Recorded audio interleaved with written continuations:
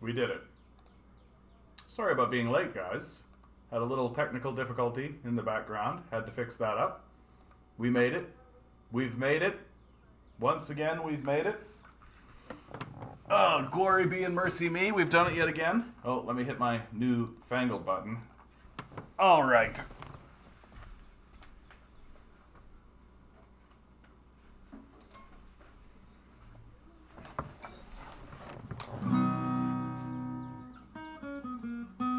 Hey, Eric, how you doing, bud?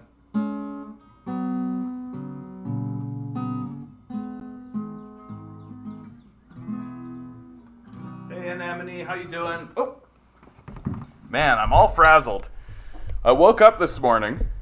It was the oddest thing. I woke up this morning, and my phone had been turned off. And I said, that's really silly. Oh, you want a better view of my shirt? Here's the shirt. Here's the shirt. Thank you, DM. New glasses. So I wake up this morning and my phone's been turned off, which is very odd because I have it on automatic payment. And so I don't understand what's going on. I go and I find out... I contact the phone company. They say, nope, it's the bank. And so I contact the bank and they say, nope, it's the phone company. So I just delete everything, start from scratch. Looks like it's working again. So it's like, is this technological future actually good, do you think? Do you think this whole, like, let's let the robots take over, do you think it's actually good? Oh, well, thank you, Anemone. I like this shirt, too. I went and bought, like, a whole slew of shirts at a thrift store. I think it's a good look. And now I've got my glasses. And I gotta tell you, the second I put these glasses on, I felt more myself again. Boy, howdy am I glad to be rid of those old glasses, I gotta tell you. Boy, howdy am I glad that those are gone. And I got this going on again. Holy cow, I feel more confident immediately. Like, I just feel like I was sending out big hobo energy, you know, previously. And because I'm going for, like, the big beard and the hair and all this kind of stuff, like, it's real easy for me to tip over into big, like, hobo energy, right? So I'm so glad that the glasses came in. I'm so glad that I'm finally doing all this kind of stuff. Did you have to see an eye doctor for a prescription? No. I have a regular eye doctor, right? And so he had my prescription and everything. And, like, all I had to do is get the glasses. And I had actually, these frames I had actually ordered in. I just hadn't bothered to take the next step and get them done. And so it all worked out. It all worked out. And now I've got these lovely things, right? They cost an arm and a leg, but such is life. Lysychansk is the name of the town in Ukraine you can't pronounce. Thanks, Nova Scotia. You guys are always looking out for me. Oh, I'm so glad you guys are all here. Oh my goodness. Oh my goodness. You know, I was just thinking today, let's have some real talk about the nature of the channel and what's going on. Subscriptions have slowed right down. Literally, I think I've had 3 in the last 25 days, right? And there's no two ways about it, right? Like, there's no two ways about it. It's 100% that the channel is being deprioritized, that the channel's being pushed down, that any growth that comes from it is my own spreading it around and you guys spreading it around, right? That's the only way the channel's gonna grow. That YouTube's not going to show it to people. YouTube's not gonna, like, it really is at the bottom of the list. They haven't, like, banned it. It's not shadow banned, right? Right? It's none of that kind of stuff. No, and I'm not lamenting where we're at. Like, and I admit a certain degree of my own personal, like, I mean, when I hit 1,000 subscribers, I definitely have gotten more and lackadaisical, I guess is the word. Maybe not lackadaisical, but just like I've had to prioritize other things, right? Capitalism, I've had to do more capitalism work. I've had to get the gig economy for the bills and all of that kind of stuff. Thank you, Major. That's the second compliment that I've received for this shirt. Thank you. My goodness, you guys are making me all feel really good about myself. I'm gonna take my hair down. We're gonna get my hair down. That's what we're gonna do. I'm feeling good about myself today. I hope you guys are feeling good today. It's a beautiful day. I went, and of course, because I went out, I went for a lovely walk down the beach. I've got to do better about getting out and getting down to the beach, because that always makes my life feel a lot better. And I got to tell you, I'm so glad that you guys are here. I'm so glad that you guys are here.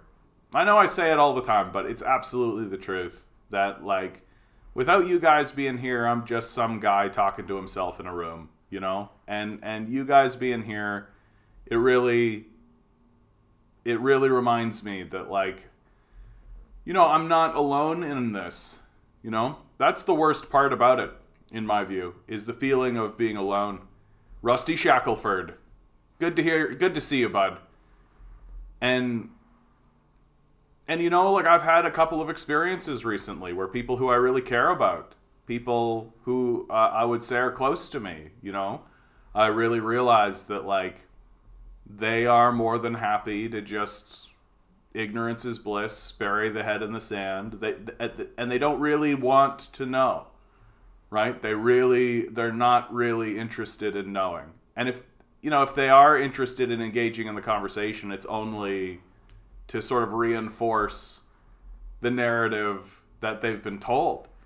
And today's articles that we're going to go through are going to have a theme, I think. Today is something of a theme day, I felt. When I was going through the articles of the day and kind of finding what I was finding, the real theme of today is propaganda and narrative creating, right? That I've got a couple articles here that I think are not like that, but for the most part, it is a lot of myth making and a lot of apologetics, and let's get into the big one, right? Like, Nazis in Ukraine's military may be fringe, but that doesn't mean they should be ignored. This article's really good at crafting a myth-making narrative, right? And we're going to go through it, and you're going to see why. This is from Medium, right? And, of course, you guys know me, right?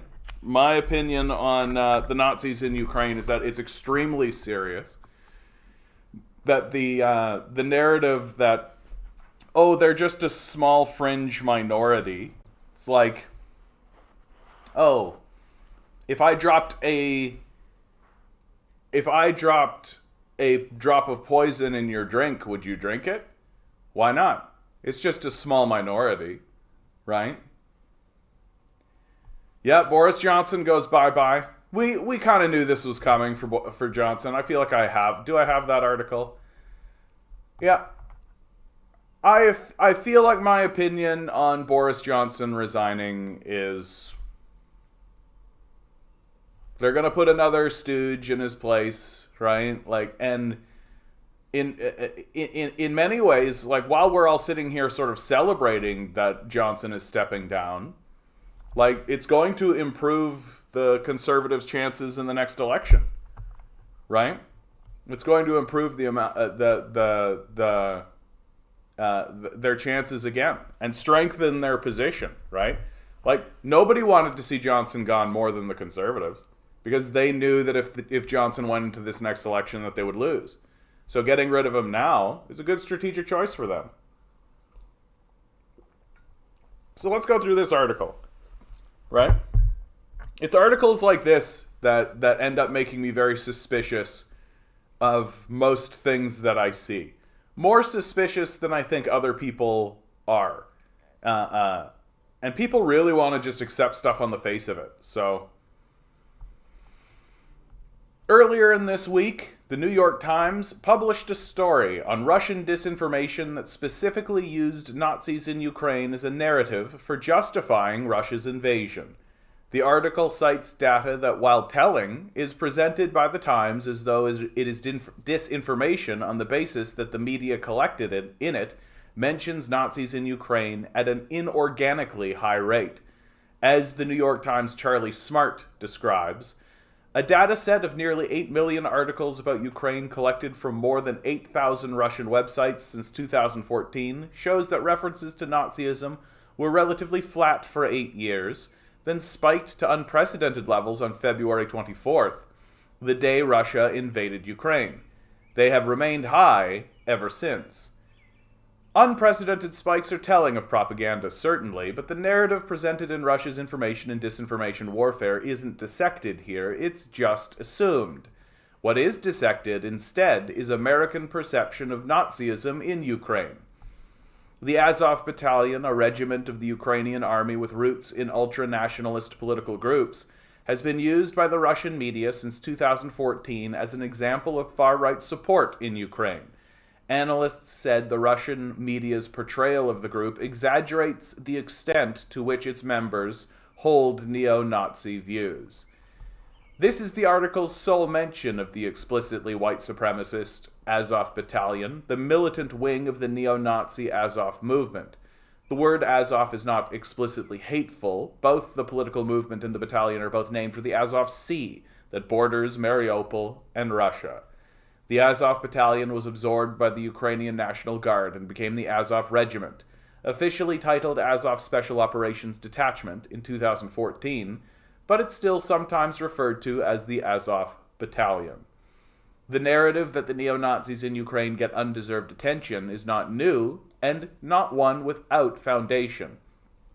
Canada's own National Post published an opinion piece titled "No, Ukraine Does Not Have a Neo-Nazi Problem" on May 1st by a journalist on the ground in Ukraine. To their credit, the Post included quotes from Ukrainian activists and queer communities, which are historically targeted by far-right hate. Neo-Nazis do take up a disproportionate amount of media attention for the size of their movement, but that doesn't mean we should downplay the significance of the media attention given to Ukraine, Nazis, during the ongoing invasion of Ukraine. In fact, contrary to the idea that media overblows the threat of Nazism in Ukraine, a line that some believed the New York Times column supported, media often downplay the role of Nazism in the history of the Azov Regiment. The New York Times themselves called the Azov Battalion Nazis as recently as 2019, just not in Smart's recent column. Though the Azov movement is often characterized primarily by its ultra-nationalism rather than its Nazism, the two are not mutually exclusive, and the regiment especially has a strong penchant for Nazi symbols and white power messaging. Both of their previous insignias before the adoption of their current one bear strong resemblance to the 2nd Panzer Division of the Nazi SS. One also incorporated the Nazi Sonnenrad, or Black Sun, a symbol that's first known appearance was as a motif in renovations commissioned by the SS under Heinrich Himmler. The Black Sun has been the most emblematic symbol of certain neo-Nazi movements since a spike in popularity in the 1990s. It has no popular use outside of Nazism. Canada knows. As David Pugliese of the Ottawa Citizen has reported, Canada's own military has faced scrutiny for allegations of training neo-Nazis in Ukraine. In October of last year, the Department of National Defense launched a review in response to allegations. In November, Pugliese revealed that according to documents obtained by the Citizen, Canadian government officials were briefed by Azov Battalion leadership in 2018, long after Canada's Joint Task Force Ukraine produced a brief acknowledging the Azov Battalion had links to Nazi ideology. Azov Regiment worship, evidently a theme in English media, is especially alarming as the Azov movement is not solely a part of the National Guard, but also a wider ultra-nationalist, extreme far-right movement with roots in the same strict white supremacist and neo-Nazi ideology that the Azov Battalion championed. In April, Azov commander Maxim Zorin told Intercept reporter Seth Harp that it might sound weird, but the actions of the Russian Federation have been beneficial for us. Ultra-nationalist tendencies are bred well under pressure, And there's a wide range of neo-Nazi ideologies that purport to have simple solutions to complicated modern problems. Radicalization requires desensitization, and Nazis are particularly effective at mythologizing their history of warfare, even in the modern era, when the history of the Holocaust is common knowledge and libraries have been written on the war crimes of the ideology's originators. Even in 2018, the director of the Ukrainian Jewish Committee had to give statements on demonstrations celebrating the 75th anniversary of the 14th Waffen Division of the Nazi SS. As Times of Israel's noted at the time, the demonstrations came after a string of anti-Semitic incidents that included a firebombing of a Holocaust memorial monument and an instance of vandalism that included the words "Heil Hitler" and "Death to the Kikes" on a memorial to Holocaust victims. So far, so good, right? Acknowledgement.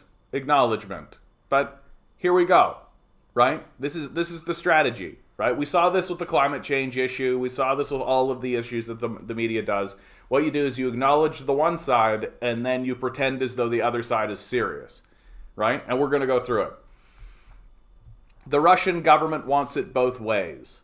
None of these change and I mean, also notice how they don't talk about the fact that there is a Nazi party, that actually has seats in the parliament. Notice how they don't actually talk about how Zelensky has banned left-wing parties, leaving the Nazi parties intact, right? Notice no conversation about the Stepan Bandera movement and the Banderites. Notice a complete sort of omission of the very serious issues that are happening within Ukraine that are obvious for anyone to see. Because if you actually go that far, to the point where they're like, oh, the Nazis have seats in the parliament while they're banning left-wing parties, then you have to, then you can pretend like what's to come is an equivalency, which is what they're attempting to do, right? Both sides are bad, right? That's the next step. Step one is hand wave it away and pretend it doesn't exist, right? Which we've seen plenty of, right? Or pretend like it's not really a problem. But when it becomes obvious that it is a problem, well, then acknowledge it, but then say that the other side is just as bad. And you're going to see how pathetic this gets, right? The Russian government wants it both ways. None of these change the fact of the invasion of Ukraine or say anything about Putin's disinformation campaign other than denazification was a particularly effective line of branding to go with. I mean, forget about the history between the Nazis and the Russians, right? The Nazis have killed 26 million people, right? Forget about the coup, right? Pay no attention to the Donbass War, right? Once again, pay no attention to the Donbass War, right? This is just a propaganda campaign. Pay no attention to the Donbass War. Don't say Donbass. Don't talk about Donbass. It's a Ukrainian war. It's not the Donbass war. Other than denazification was a particularly effective line of branding to go with. It might have been a more effective line if the same state pushing it didn't also promote influential American white supremacist Nick Fuentes, himself a staunch supporter of Adolf Hitler, on state media Russia's Today, RT News, to attract Fuentes' base in the early days of the invasion. So this idea that they're pushing Nick Fuentes is a bit of a joke, if you ask me. Just because Nick Fuentes ends up on RT doesn't mean that they're pushing him. And you're going to see how fussy they can be as we move on. Though some white power activists like Fuentes are attracted to Putin's imperialism, white supremacists around the world sometimes support Ukraine and sometimes neither, for reasons including the belief that both are Jewish-controlled states. And honestly, like, since when has the fact that white supremacists think something is good mean that we, like, why does that alter our opinion of it, right? So a bunch of morons think that there's a good idea. Like, it doesn't change, it doesn't matter if it's a good idea or not. Right? That doesn't change it. It would have also helped this excuse to avoid promoting... oh yeah, here's my favorite. This one's my favorite because it's so childish. It's like... It assumes the stupidity of the reader and the incapacity of the reader to literally click this link. It would have also helped this excuse to avoid promoting anti-Semitic conspiracies in the year between first invading Crimea and the present-day war. Putin himself indulged in quite blatant anti-Semitism on air in 2018 when he opined that Jews might have been behind the 2016 U.S. election interference that his administration was being accused of. Here's the actual quote, right? So this is from Salon. So Medium went to Salon. They're both owned by the same people, right? So it's that classic circular citation, right? So here's the headline. Vladimir Putin suggests Russian Jews could have carried out election meddling, right? Wow. What an indictment. The anti-Semitism. Here's the actual quote in the article if you care to read it, right? So they're asking him about this like election rigging thing, right? Here's the quote. Maybe they're not even Russians, he told NBC's Megyn Kelly in an interview that aired Saturday. Maybe they're Ukrainian, Tatars, Jews, just with Russian citizenship. Maybe they have dual citizenship or a green card. Maybe the U.S. paid them for this. How can you know that? I do not know either. Does that sound like anti-Semitism? So I guess he's also like anti-Tartar, right? Like, and I guess anything he mentions, right, is just anti like this, right? It's like a listing of any kind of thing, right? And the idea that it's ramping up, like, and of course they're doing it. Of course they're taking, like, because he said the word Jew, as if the state of Israel doesn't exist, right? As if the state of Israel doesn't exist, as if there aren't Zionists in Israel, right? Right? This is the same, right? This is the same as having because he said the word, right? Because he said the word, that's the same as there being elected officials within the Ukrainian parliament who literally want to round Jews up. Like, that's the same, right? So it's a joke. Yeah, Putin is literally an advocate of the harmony between ethnic groups of Russia. Yeah. Like, if this is what they're pegging him with, right? If this is what they're trying to do, right? But you see how it's done, right? You see how it's done. That you click on a link, it takes you to an article that's owned by the same company where they decontextualize a quote, right? And then all they do is highlight this, heighten it, get some loser, right? Senator Blumenthal, right? To pretend as though it's like this big anti-Semitic thing. Like,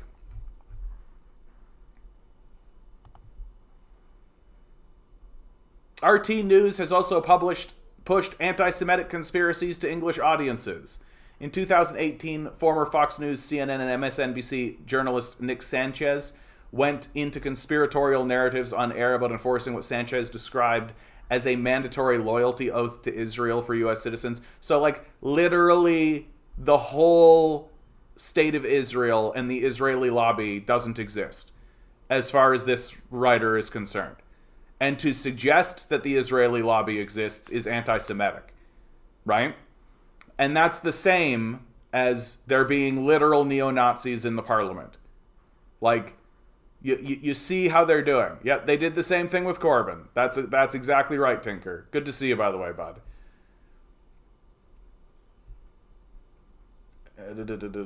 For a Canadian audience, RT News also platformed anti-Semitic writer Yves Engler. I've read Yves Engler's stuff. I've never considered him anti-Semitic. So you see how they're also trying to do hit pieces against people like Rick Sanchez and Yves Engler, right? And they're doing it because they probably acknowledge the state of Israel and the Israeli lobby, which certainly exists. It's not anti-Semitic to point out that there's an Israeli lobby, right? In stories that describe the invasion of Ukraine as a military conflict. How else should it be described? It is a military conflict. Like, why am I supposed to be concerned about this? Engler has been scrutinized for allegedly is the word that's doing the heavy lifting here, promoting anti-Semitic tropes, and for lamenting that there is little discussion of Canadian Jewry's actual place in Canadian society, right? And they don't even have the decency to give us the link to this. So we have no idea the context of which this was set in, right? Like lamenting that there is little discussion of Canadian Jewry's actually place in Canadian society, and that's something that we need to be concerned about. We should care about the Jews, right? Is that the quote? We don't know. They don't have the decency to link it. We're just supposed to assume, right? We're just supposed to assume that this writer is not bullshitting us when he already, we can see pretty clearly in the places where they're willing to link, they're bullshitting us. Pretty obviously. Like, very straightforwardly. In 2016, he wrote a series of articles that argued Jews had a sense of victimhood far out of proportion to their Canadian experience. So where's the article? Link them. Let's see. And stated, inward-looking and affluent, the Jewish community is quick to claim victimhood. Okay. Like, let's see the article. Like, this is like classic shit that I would get when I used to be a fundamentalist Christian. That people will find like the one quote, decontextualize it, and say that's the basis and that's the universal truth of everything, right? Engler has also penned pieces arguing that anti-Semitism itself is the most abused term in Canada today and a cover for white supremacy. Yeah. Why? Because when Yves Engler is writing about it, he's writing about Zionism and the Israeli state and the Israeli lobby, right? And as long as you ignore that those things exist, like you ignore the Donbass war, right? You can make whatever claim you like. This is a classic strategy. Right? Like, this classic strategy of calling people who point out and who agree with thinkers like Albert Einstein that Zionism and the Israeli lobby are a problem, right? Are anti-Semitic. And as Tinker points out, they did the same thing to Jeremy Corbyn, right? It's tempting to think of countries in absolute terms, but people, here comes the hand waving, right? Here comes the apologencia. It's tempting to think of countries in absolute terms, but people are complicated, and mass populations are even more complicated than that. Ukraine can indeed have a Nazi problem while having a prime minister with Jewish roots.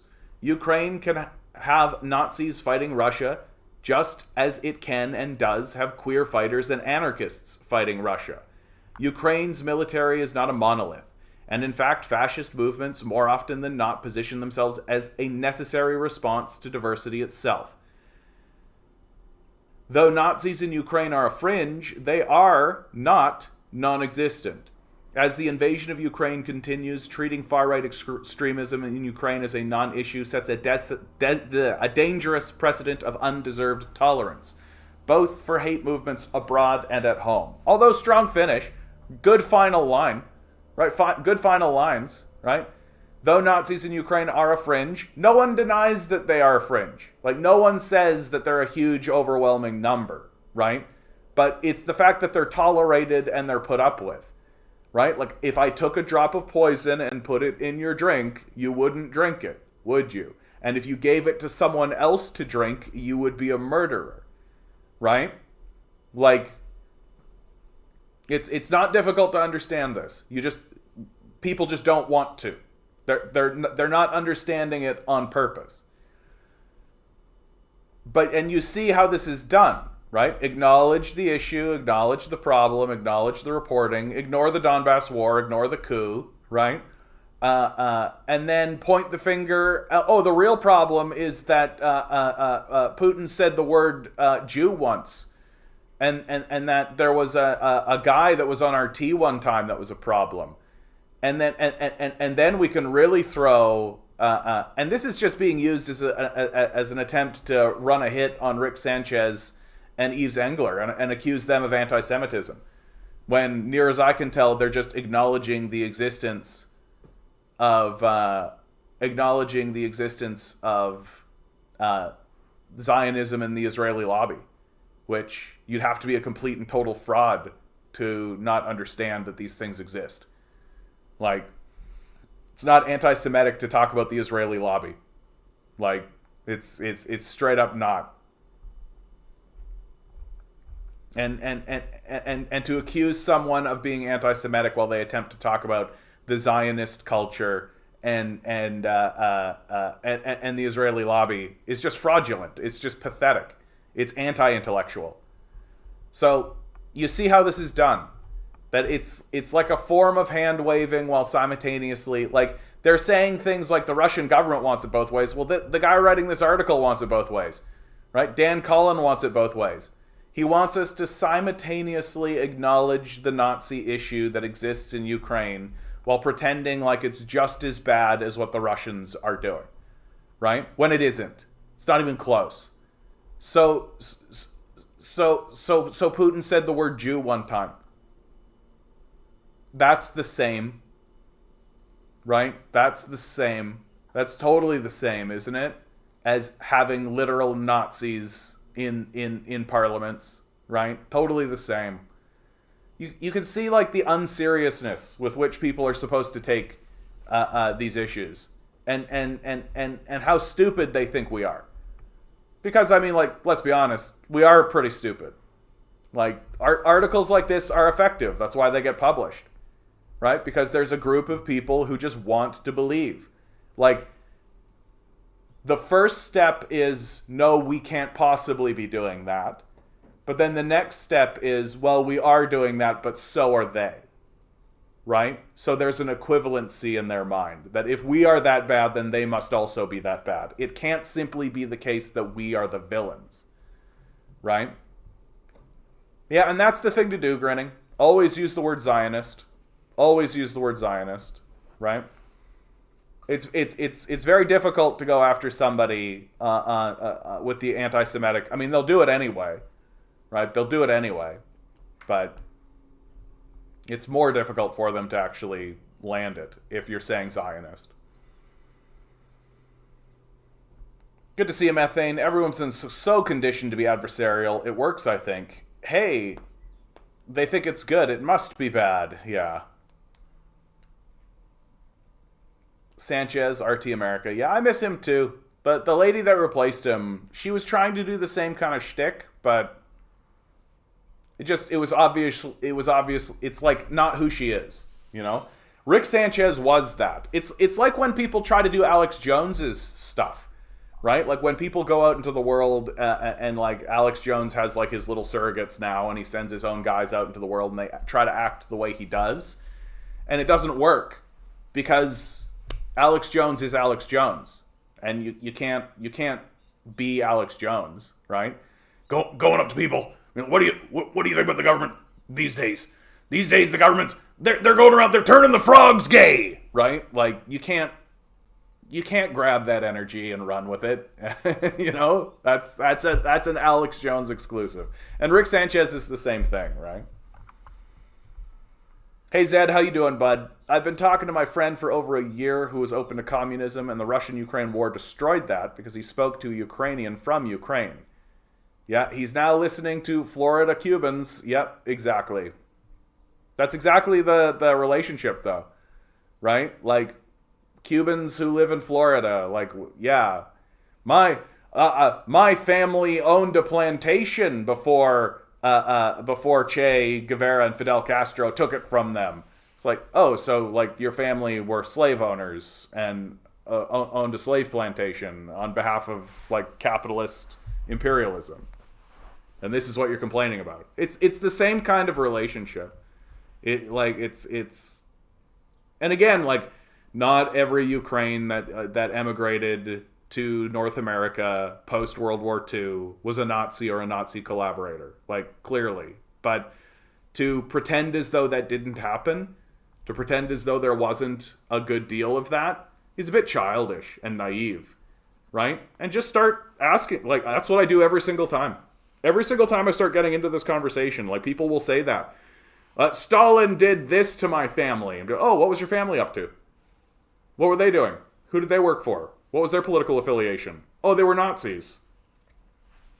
Conversation's over, isn't it? Right? Like, conversation's over. Like, there's a lot of Nazi apologencia going on because there are relatives and ancestors of Nazis living in North America who who want to believe that their grandparents were good when they weren't. Like, it really is that simple. And it makes it more complex because familial politics always supersedes national politics, right? People will always put their family ahead of national or provincial politics. It's always the case. Family first, always. And that's natural and normal and should be expected, right? That's why we kind of look down on like what Ford did here, where he appointed his own nephew to be like the Minister of Cultural Affairs. You know, just some fat dim-witted idiot who just happens to be his nephew. Like, everybody looks down on it because we're all like, well, that's nepotism. You're installing your family into a position that shouldn't be for your family. This shouldn't be about family politics. This should be about provincial politics. But by installing your own family, and it's why people took a dim view of Donald Trump putting his own family members in positions and things like this for exactly the same reasons, right? Like, you don't want to blend familial politics with national or international politics. It's not a good look. It doesn't go well. Meanwhile, gray zone articles have embedded links after embedded links. Yeah, exactly. Look at these. Like, exactly. Like, they're sourcing over and over and over again. It's just source after source after source after source. Right? And these guys can't be arsed. Like, in all of this, all of these claims, they can't be arsed to just be like, here's the link. Why? Because if you click on the link, you're going to find out that he's talking about Zionism and the Israeli lobby. Right? You can't have that. Right? You can't have people realizing that there's a thing with Zionism and the Israeli lobby. And, like, as far as I'm concerned, Gaza Fights for Freedom, Abby Martin's piece, her masterpiece, puts the whole question to bed. Like, it's so thorough, and it's so well done. Like, if you haven't seen Gaza Fights for Freedom, like, do yourself, I don't know if I would say the favor, but, like, do watch it. Because she basically puts the question to bed. Like, it's not anti-Semitic to talk about these Zionists. Like, they should be talked about. And the idea that they shouldn't be, and the idea that talking about them is anti-Semitism is childish. And you've got to be a baby brain to think otherwise. And, I mean, so that's who these people are, right? They're just baby brains. He says I'm stupid because I read all these books instead of actually talking to people who have lived there like him.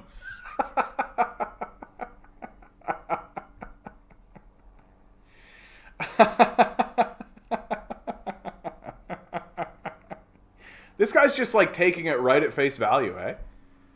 Like, there's a person that lived there and they seem like a good person and I sing and they said that this is how it is. And sure, your book says that their grandparents were Nazis, but he seemed like an okay guy to me. Like, bro.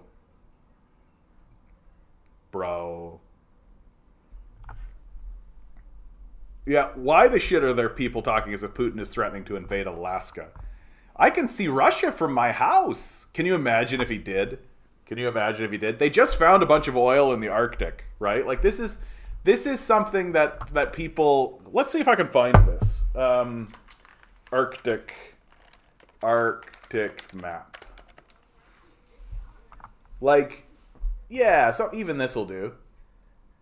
Like, things become interesting when you look at the world this way instead of the traditional map, right? Instead of, like, the North America-centric where it's in the dead center and Africa is, like, this little tiny thing off in the corner. Like, this right here makes it a lot more interesting, right? That you're, like, paths of contact, your contact paths, where you can interact and all of this, right? Like, Canada and Russia are actually a lot closer than you'd think, right? They're a lot closer than you'd think.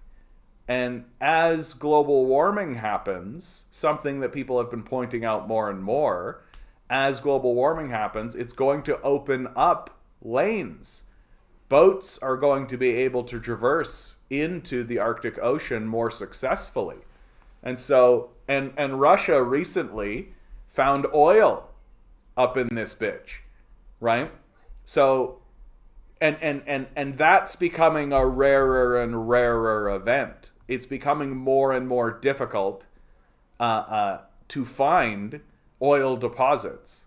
Like, there's a reason why the United States has committed to fracking its own country. There's a reason why we're getting the dirtiest, scummiest oil out of Alberta, right? It's because we're running out of deposits. Like, we're running out of it. And for Russia to have found oil in the Arctic Ocean and to have claimed it, it's actually fairly significant, right? It's actually fairly significant. Like, we could see a big Arctic conflict, right? And I've seen one commentator. Did I actually see this or did I dream this? Anyway, it's extremely believable to me that if there is a military conflict between Russia and NATO directly, it would actually happen in the Arctic Ocean. That it would be about seizing those oil deposits, right? So, and of course, places like NATO and America would justify it because they'd be like, well, there's no citizens here, there's nothing up here, it's like military, it's just strictly military. So, go ham, right? Go ham. Just blow the shit out of it, right? That's probably how they'll think about it. And so you'll see a whole series of crazy nonsense happening over here as territory begins to open up, as sea lanes begin to open up, right? It's like a whole new world. It's like you're playing a game of Civilization, except instead of the world map just being a wraparound like that, it also wraps around the other way, right? We just don't think about it that way. We don't present it that way, you know? It's not a globe. We never actually have a globe when we think about conflicts. It's always very east-west, right? But there's also north-south. There's also up-down. And, I mean, Putin invading Alaska, I mean, he could. Right? Sarah Palin can see Russia from her house. So I love Sarah Palin, man. I miss her. Don't you miss Sarah Palin? I do. I miss Sarah Palin so much. She was just so, like, just so lovely. Sarah Palin. I was so happy she was around. I wonder what Sarah Palin's up to. I'm sorry, guys. We're doing this. We're taking a moment and we are looking up what's Sarah Palin been up to? My absolute favorite thing that Sarah Palin did, no question, was she got a bus. Like, after she lost with what's his name, with McCain, right? There were big rumblings like, is Sarah Palin gonna go and do like a presidential run up, right? And she got a bus. She got it all painted with like the Constitution and her face, and it was all very presidential, right? And she followed the presidential like campaign on the lead up to the thing, right? So there's like this big lead up until there's like the date where like the writ is dropped and you have to be in on it, but people are still campaigning, and so she followed it around with her bus and got a whole bunch of money. Some people say as much as $2 million. People just gave her money. She's like Sarah Palin, right? But she never actually said that she was running for president. She never actually said Sarah Palin for president. She didn't campaign on it. She didn't talk about it. She just was there talking about America, like freedom. Right? I could see Russia from my house. And, you know, we got to do something to help people here in America. Right? And she got $2 million. And then when the writ dropped, she was like, oh, no, I'm not running for president. So she just got like $2 million for free. And some lawyer looks at it and goes like, yeah, like you can't sue someone just because you gave them money. Like, you just gave them money. Like, if you give $5 to a homeless person, you can't then say, hey, you should run for president. Just because you assumed she was running for president because she did everything she could to look as though she was running for president, but then didn't, well, that just makes you the rube, doesn't it? I really respect it. That's just some straight up, very straightforward, unabashed con man work right there, coming from Sarah Palin, who, again, I have to say, boy, do I find her very attractive. Sarah Palin, I think you're a total babe. I do. All right, here we go. On April 1st, 2022, Palin announced that she would run for Alaska's at-large congressional seat that was vacated after the death of Congressman Don Young. So she's running for Congress. There we go. Used to be the governor of Alaska. She resigned. And then 2016, blah, blah, blah. She provided political commentary for Fox News. Yeah, hosted TLC's Sarah Palin's Alaska, we all remember. From 2014 to 15, she oversaw a short-lived subscriber-based online TV channel, the Sarah Palin Channel. Good for you, Sarah. Good for you, Sarah. Her book, Going Rogue, has sold more than 2 million copies. Good for you, Sarah. Good for you. And now she's going to be a congresswoman, probably. So we're going to get her back. Oh, guys, we're getting her back. Oh, I hope she wins. I could use more Sarah Palin, dude. Because, like, compared to the other Republicans, she's straight up normal. Right? Compared to all these other, like, the Mary Tyler Greens and the Boberts and all this kind of stuff, like, she could be, like, the den mother. Like, she straight up comes across as normal. Right? Compared to these guys. So, I'm looking forward. I suspect, though, Palin, she'll get there and she'll immediately just go like, oh yeah, Donald Trump, make America great again. Yeah. Guns are our rights, you know? Like, for sure. For sure. For sure, for sure, for sure. Future President Sarah Palin.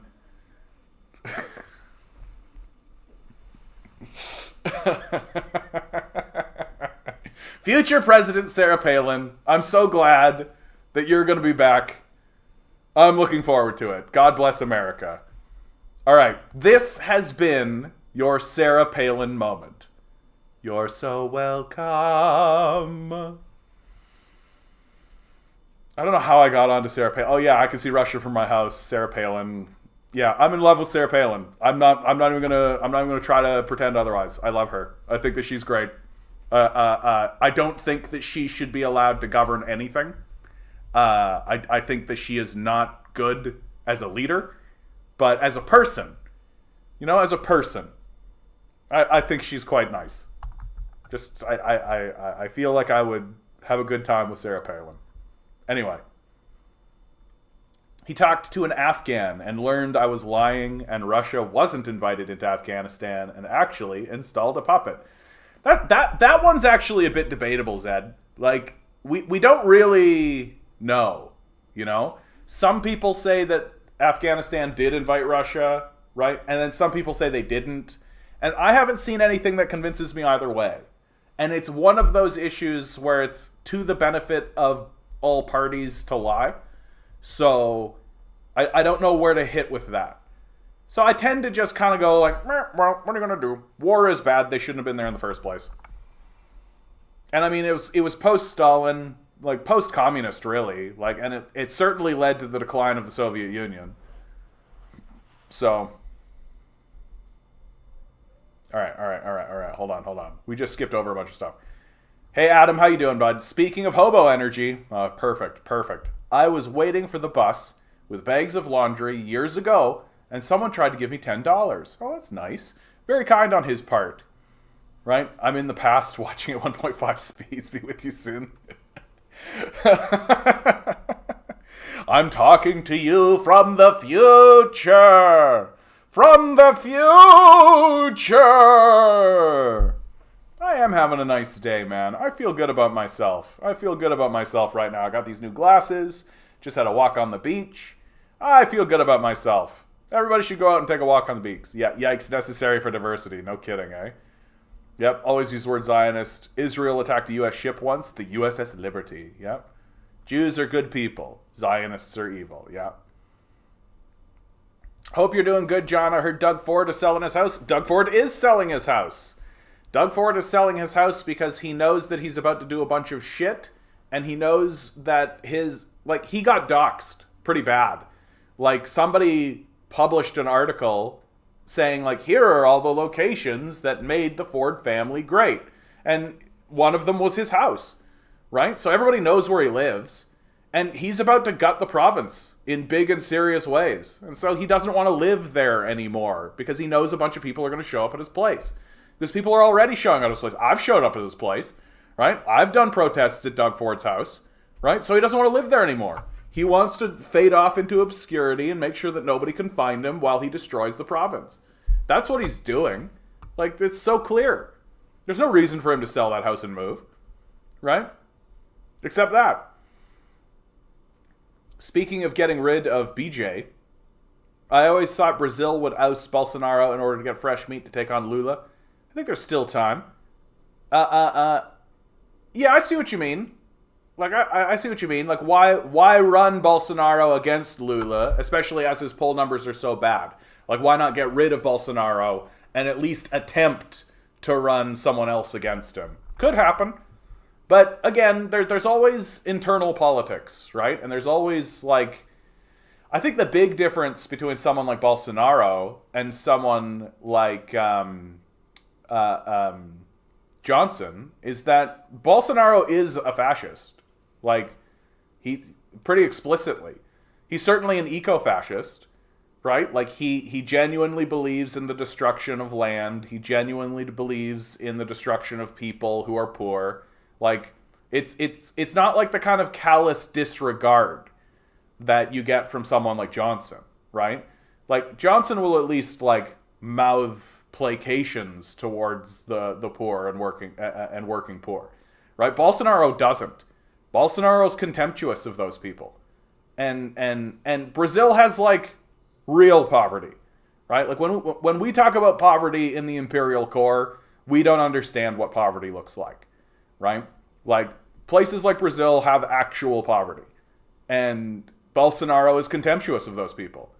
So, such a person, I think, would be less willing to resign or step down, right? I think you have to be a kind of an arrogant person to hang on to those worldviews. Yeah, Jesse Ventura and Abby Martin on RT. Alex is unique? I don't remember who Alex is. Florida Cubans are massive racists, I hear. I mean... They are living in America. Yaka, yaka, yaka. To clarify, Reddit has a thread claiming that Lukashenko said something along the lines that Russia will start a fight over Alaska. I bet you it's the same thing as this shit, dude. I bet it's the same thing as this, where, like, Lukashenko was probably, like, he was in a conversation with somebody for 2 hours, and he said...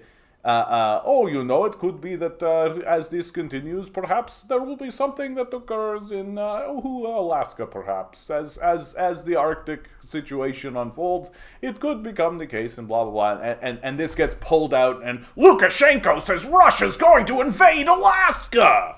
Because it's just about clicks, right? That's all it is. It's just about how can we drive attention to it. We don't care about the facts or the truth or the evidence. We're not trying to parse any of this for reality. We're certainly not trying to treat these people as if they're people. We're certainly not trying to treat them as if, they can get speculative and say things that are not necessarily concrete, but are just sort of like introspective or curiosities, right? Like no, we can't treat them that way, right? If Lukashenko said that Russia's going to invade Alaska, he's gonna invade Alaska! Like, the neo-Nazis were suppressed in Canada, I think. I mean, there was a pretty strong neo-Nazi, or Nazi, like, during World War II, there were strong Nazi groups in Canada. And suppressed might not be the right word. Civilized might be the better word. They learned how to put on ties and suits and keep their opinions to themselves. Cubans in Florida are going to lose a lot of power. Florida is reliably Republican now. Cubans can't flip the state anymore, so they won't get freebies and sweeteners. I mean, right now, some guy named Volodin. Who cares? Like, oh, some guy said that Russia's going to invade. Like, okay, Cotton. That's nice. That's nice. Yet we have done that for thousands of years. Just think about the lineage of kings. Yeah. Russia can have Alaska back. They were ripped off. Ah, man. Wouldn't that be a thing? If Alaska was suddenly Russian territory? Canada would be like, the awkward. It's bad enough that this is American. Like, the whole time Canada's like, shouldn't this be part of Canada? Really? Don't you think? Check out the Multipolarista interview with Aaron Good. Amazing analysis of the 50s and 80s. Fantastic. Yet the books are Russian propaganda. Historical analysis is Russian propaganda. Facts are Russian propaganda. The Russians went to space. Russian propaganda. The Soviet Union existed. Russian propaganda. The Russians defeated the Nazis. Russian propaganda. It's all Russian propaganda. Donald Trump got elected. Russian propaganda. Russian propaganda. Hey guys, did you hear that we discovered a new type of fish in the Pacific Ocean? Russian propaganda. Everything's Russian propaganda, right? That's my new hobby. Anytime anybody tells me something, I immediately go, Russian propaganda. Oh man, no, this Arctic map is blowing my mind, dude. Yeah, like, it's fun to just look at things from a different perspective. That's all. And that's all we're doing here, right? Like, this is still real. Like, this is still how it is, right? Santa Claus is right there. That's why there's that little X there, right? Santa lives right there. That's the North Pole where the elves make all the toys for the little kids. Yeah, the little kitties. I thought they stopped fracking because it was too expensive to do. State by state. It depends, right? Like, some states just still did it. Some states didn't. Some states didn't do it because they were like, this is a catastrophe. They literally were like, oh yeah, this will poison the water supply. No. But a lot of states were like, blow it up. A lot of that. Fallout 2 Enclave base. Fantastic. Sorry to be sloppy about it. I'm kind of blackpilling lately. Frankly, I've been a doomer fog for the past 2 months. Cotton, dude, I respect it. I respect it for sure. Like, it's so easy to get into the doomer fog. I've been in the doomer fog the last couple of days, I feel. I feel like what's pulled me out of it is simply just like going for a walk on the beach and getting a new pair of glasses. Look at me. I feel like I'm like a real boy now, right? Like, it's easy to get caught in the meta. It's easy to get caught in the meta, right? And I think the best advice that I could give to anybody is, like, don't deny the meta. Obviously the meta exists. But really do something nice for yourself. Just do something nice for yourself. Right? And enjoy the thing that you're doing for yourself. Like, go camping, light a fire, right? Buy some plates and smash them.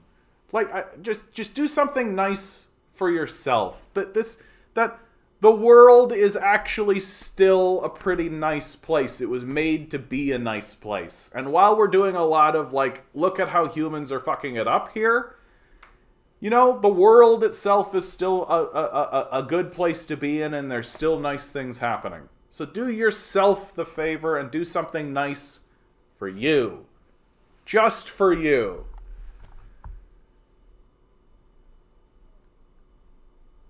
Fracking makes money when prices are high. Yeah, that's right. Russia might liberate us someday. I'd be very surprised. I'd be very surprised. Fracking flames coming out of the water taps. Yeah, I remember that. That was wild, eh? Turning on your water and fucking, like, fire coming out of it. What? No, that wasn't what it was. It was they turned the water tap on, and then water would come out, and then you could take a lighter and light it, and the water lit on fire. Like, wild. Fracking had been terrible for my area. Farmers stopped farming, we live off the rent, and then sell their land to a developer. Yep, it's devastating the culture. Yes, this is something that's definitely been happening. Like, fracking's terrible. It's like the worst thing that we could possibly do to the land, right? And it's just so that we could squeeze out as much of this fucking oil as we could possibly get, so that we can keep the death machine going. Like, that's the crazy part about it. It's literally like, we gotta do it or else China will be free.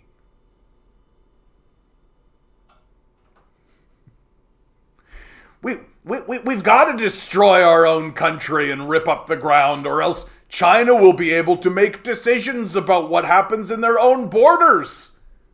We can't have that.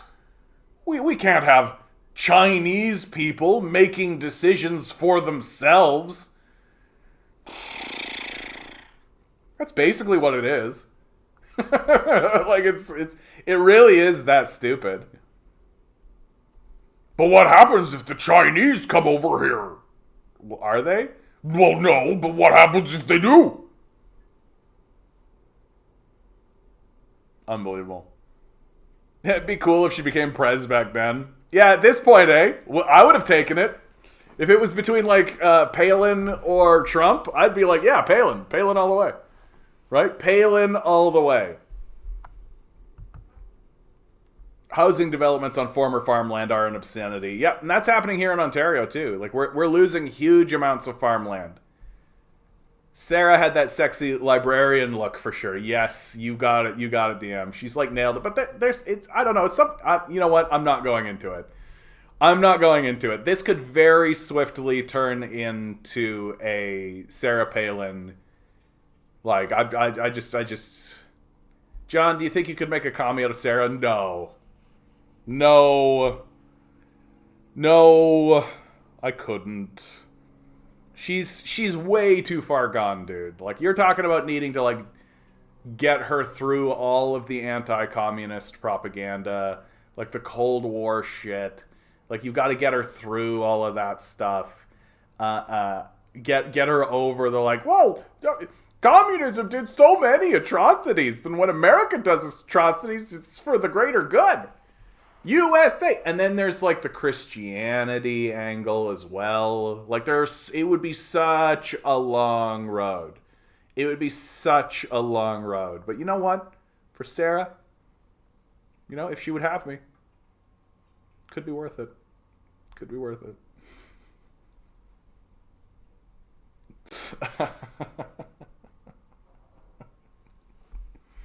So, when I think of Sarah Palin, I think of a Frank Zappa quote. Frank Zappa has this great quote where he says, stupidity is kind of charming. Ignorance is not. And that's kind of what I think of with Sarah Palin, you know? She's stupid, but she's charming.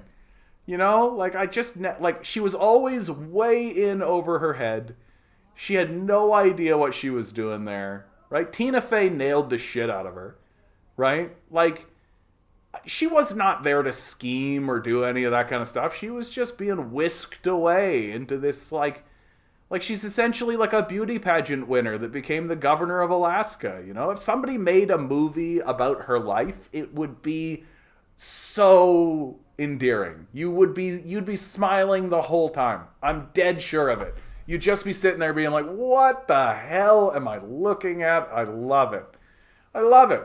Because, like, here's this, like, Midwestern housewife type stepping in to, like, a political environment where there are psychopaths.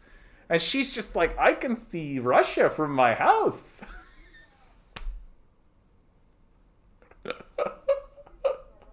And then she grifts all of them, which I loved. I loved that. Good for you, Sarah.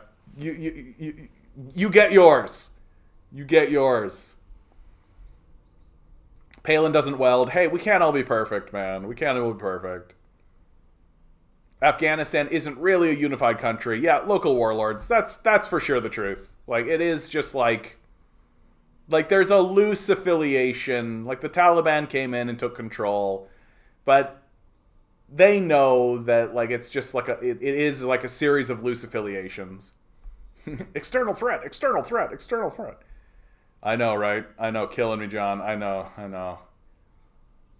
Wanna blow your mind? Turn the world map upside down and play Dark Side of the Moon, right? Play Dark Side of the Moon. Sarah Palin versus Abby Martin in a DM. These are strong, powerful, beautiful women who I would definitely pay to watch do that. We should respect and dignify. Sir. God, I love Abby Martin too, dude. That's what's so funny about who the people I'm attracted to. Like, Abby Martin, is there a more intelligent, capable, strong-willed, beautiful woman? Like we're talking about someone who is creating masterpieces of journalistic, like, art. We're talking about somebody who has made seminal works. Gaza Fights for Freedom is a seminal work that if you haven't seen Gaza Fights for Freedom, then you don't know what you're talking about in the Israeli-Palestinian conflict. It's a seminal work. And I am deeply in love with Abby Martin. I for sure. Like, if somehow the universe aligned itself and I was able to even be near Abby Martin, I would consider that alone a gift. I would absolutely just, if there was a moment when I could say, hey, you're Abby Martin. Yeah, I really liked Gaza Fights for Freedom. Thank you so much for your work. And that was it. That was the extent of the conversation. She was like, oh, well, thank you. I appreciate that. Right? And that was it. I would consider my life drastically improved. Right?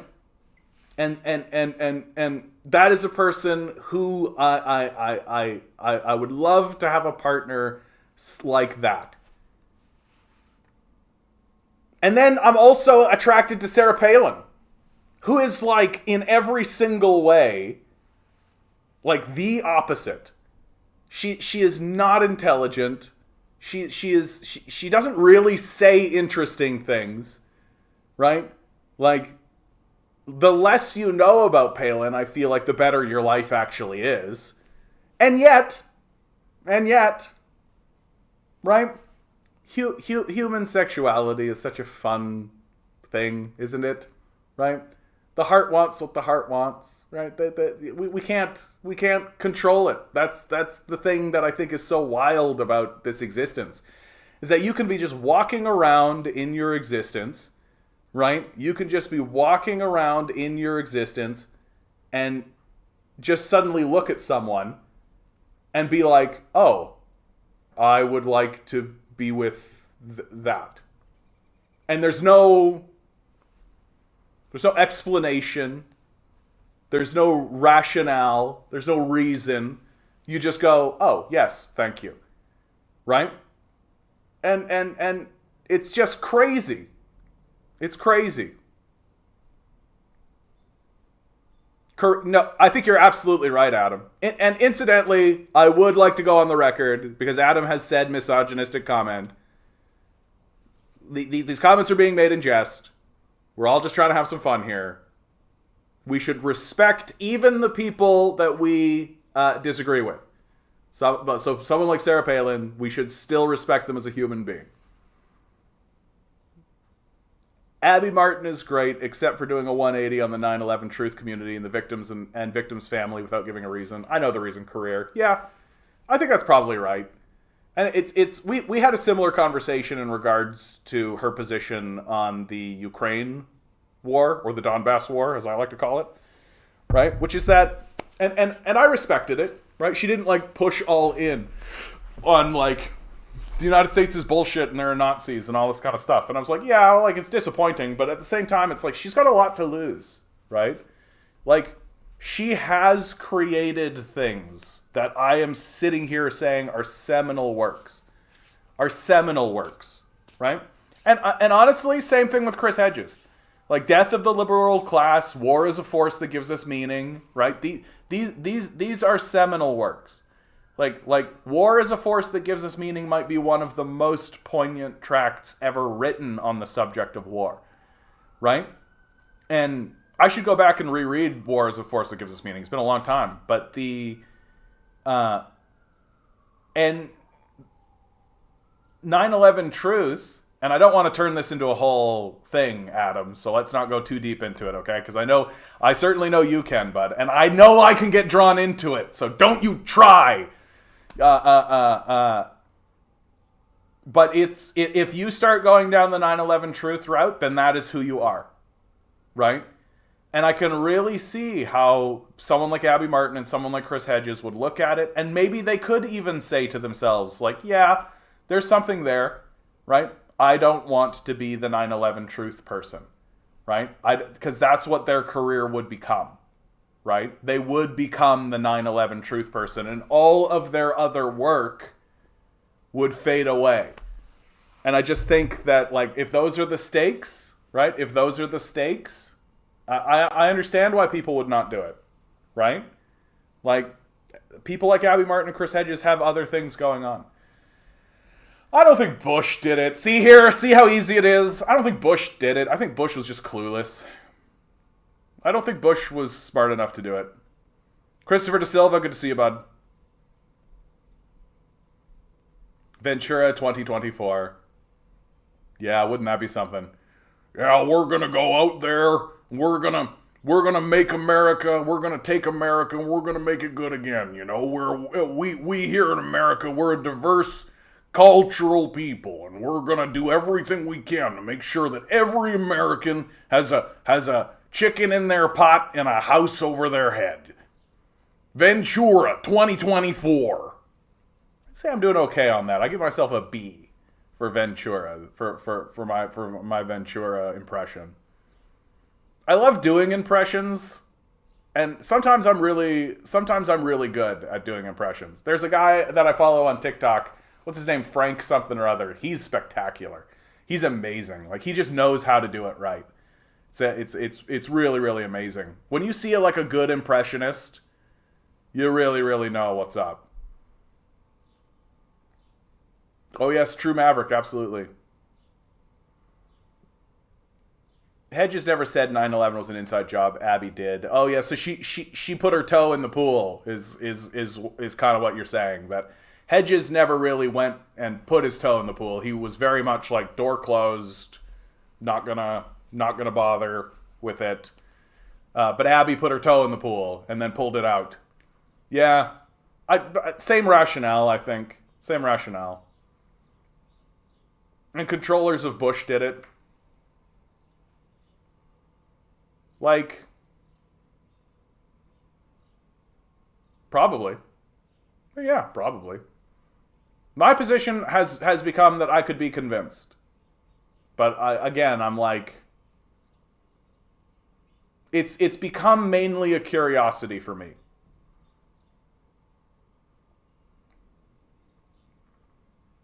I like the impersonation on Jimmy Dore. Do I do a Jimmy Dore impersonation? I think the only Jimmy Dore impersonation I could do at this point is when Jimmy Dore does the fake guy voice. When Jimmy Dore does this. When he starts talking like this. Here we are in America, a serious place where there are serious people. I could do that. But although Jimmy Dore does a lot of this, like, come on! Come on! That's bad. Nobody can believe that. That's a ha! Ha ha ha ha ha. That's a Jimmy Dore right there. He does that all the time. Okay, let's move along. You know what we should do? I'm having fun today, guys. This is a fun one. I'm so glad you guys are all here. I'm so glad we're all having a good time. I hope you're having a good time. I really do. So let's We know what's coming. David Lynch. Usually it shows me how many people are in the thing. Anyway, so it didn't show me how many people. David Lynch time. Here we go for today's number. How's the echo? Is this better? 22. I changed things. 10 balls. Did this work? Each ball has a Let me know. numbers 1. We're in with a 7. Swirl the number. We got an 8, we got a 5, we got a 7, we got a 6, 4, 5, 5. Good. 1 is the loneliest number. Good to see you, Lawnmower Man. Lurking in the background. Today's number is Echoey and low volume. Okay. 1. 1 is the loneliest number that you'll ever know.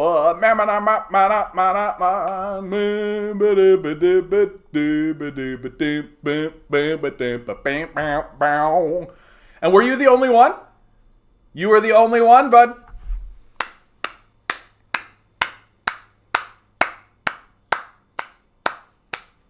Well done, sir. Well done, you did it. And remember, 3 is half of 8. That's correct. That's correct.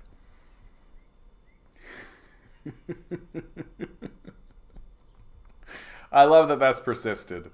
Nova Scotia in with a late 4. Too bad. Too bad. Too bad. All right, moving on. It is not fine.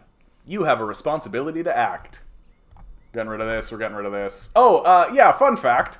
Right, here in the province of Ontario, we have been, because we're no longer actually testing for COVID in a way that meaningfully reflects anything any longer, what the solution for keeping track of COVID was just testing the wastewater, right? You test the wastewater, and as you can see, this is from May 29th. Right, wastewater, little spike ups, but generally kind of doop-a-doo. Then it starts to kind of come June, mid-June, right? Starts to sort of increase, kind of increase, right? Kind of increase. Oh, whoa, whoa, whoa, whoa! What the hell? Hopefully that comes right back down. But that's concerning, don't you think? No, don't you think that's concerning? I think that's a little bit concerning. COVID-19 wastewater signal, like we're gonna get hit with it, eh? I think I even had an article that was talking about. Yeah. Ontario's 7th wave of COVID-19 is here. Top doctor confirms amid exponential growth. Test positivity above 10% for the first time since May, says province's science advisory table. And this is Doug Ford's science table. And this is the province. Right? So, you know it's serious. If these guys are actually going like, oh, yeah. Ontario has officially entered its 7th wave of COVID-19, driven this time by the Omicron BA.5 subvariant. The province's top doctor confirms. We need to give this a better name than this. Can we call it Bomicron? Bomicron? Let's call it Bomicron. Come on. Omicron BA.5? Bomicron. Let's do it. Sadly, yes, we're in another wave, Dr. Kieran Moore, the province's chief medical officer, told CBC News Wednesday after Ontario's COVID-19 science advisory table pointed to exponential growth in most public health units. Moore said the province is now reviewing further eligibility for booster doses, that a decision on that will be coming soon. The BA.5 subvariant has been rising slowly since early June, but really started to take off mid-month, becoming a dominant strain, Moore said. Ontario can likely expect another 4 to 5 weeks in this wave, which is now in its 3rd week, he said. Adding infections are expected to increase over the next 10 days before beginning to slow. The next wave comes amid the summer months when many are spending more time outdoors, something that would have otherwise been expected to help curb the spread of transmission, raising questions about what will happen as more people head indoors later in the year. Lots of unknowns for the fall, but I can assure all Ontarians we're preparing for it. Bamacron. Babacron. Okay, guys, I want to test something. I just remembered that I've been wanting to test this for a while. Does this do something? If I hit this, do you guys just get an ad? Is that what happens? I'm doing it. Let me know. Ads inserted. Does that do something to you? Does it mess with you? Let me know. Let me know. I know some of you tell me that you get ads. Boobacron.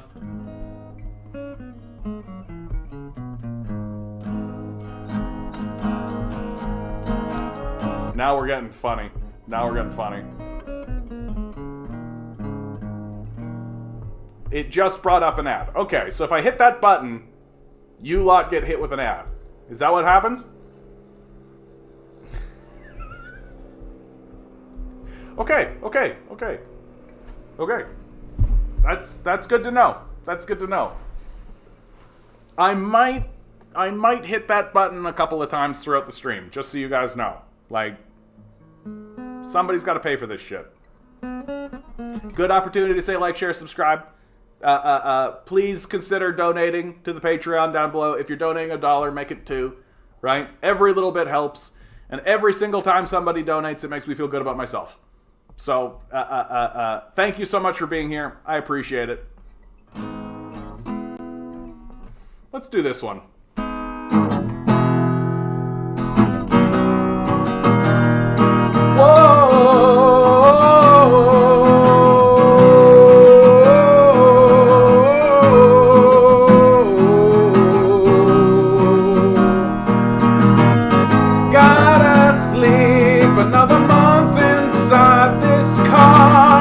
The wage they pay me with don't get me very far. The chains that hold me break me down, but they don't scar. Can't even drink away my blues inside a bar. And this year sucks. This year sucks. Can you blame a man for trying to give it up? And this year sucks. Another day won't help that pain inside your back. The days get harder, but it's too hard to keep track. They keep you tired before your soul opens a crack. And God don't care what monkeys think about the facts. And this year sucks. This year sucks. Can you blame a man for trying to give it up? And this year sucks. So sit atop your pile of bones and bloody gold, and human sacrifice don't stop you being old. At least you'll die before the bomb you said explodes. We're gonna burn to death while doing what we're told. And this year sucks. This year sucks. Can you blame a man for trying to give it up? And this year sucks. It burns down anyway. It burns down anyway. It burns down anyway. It burns down anyway.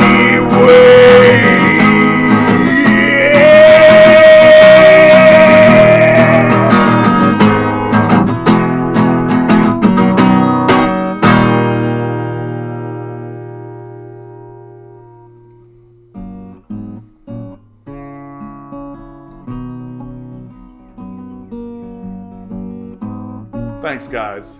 Second ad is 3 minutes and 43 minutes long. I don't know why anyone would buy that amount of ad space on YouTube. Like, your ad should be 5 seconds long. Like, we all know that's what's happening, right? Like, who actually, like, sits there and watches the ad? Is anybody actually sitting there watching these ads? Literally everybody just, like, clicks the skip button after 5 seconds.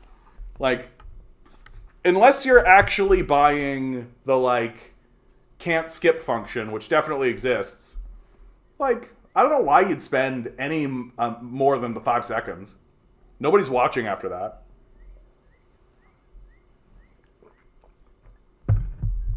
Ugh. Fizzy Pops on YouTube does great impersonations. Glad to hear it. He's hilarious. He goes through drive-thrus impersonating famous people. That's fun.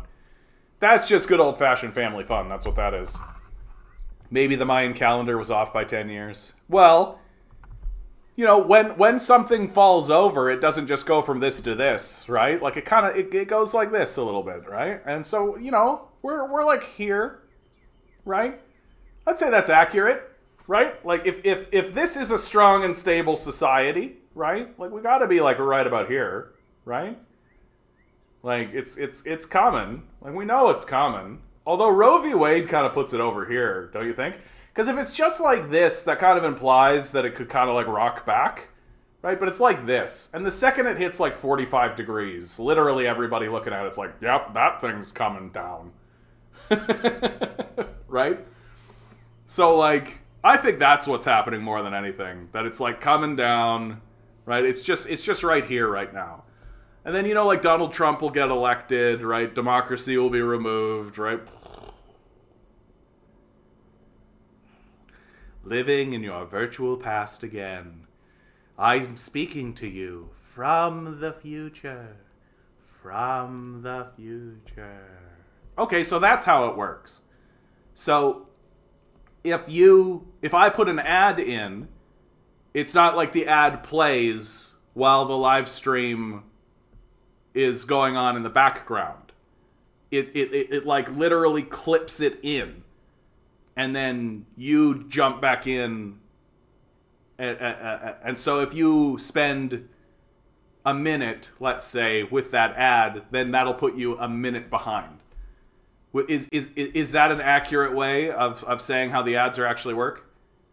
I don't see any ads on the chat. Yeah, well, some people get it, I guess. I don't know what to tell you, DM. It's not that the ads come onto the chat. It's that when I hit the ad button, it comes onto the stream itself. That's Adam's experience. Adam is single-handedly paying for this experience simply by being a viewer of ads. Wouldn't that be hilarious, dude?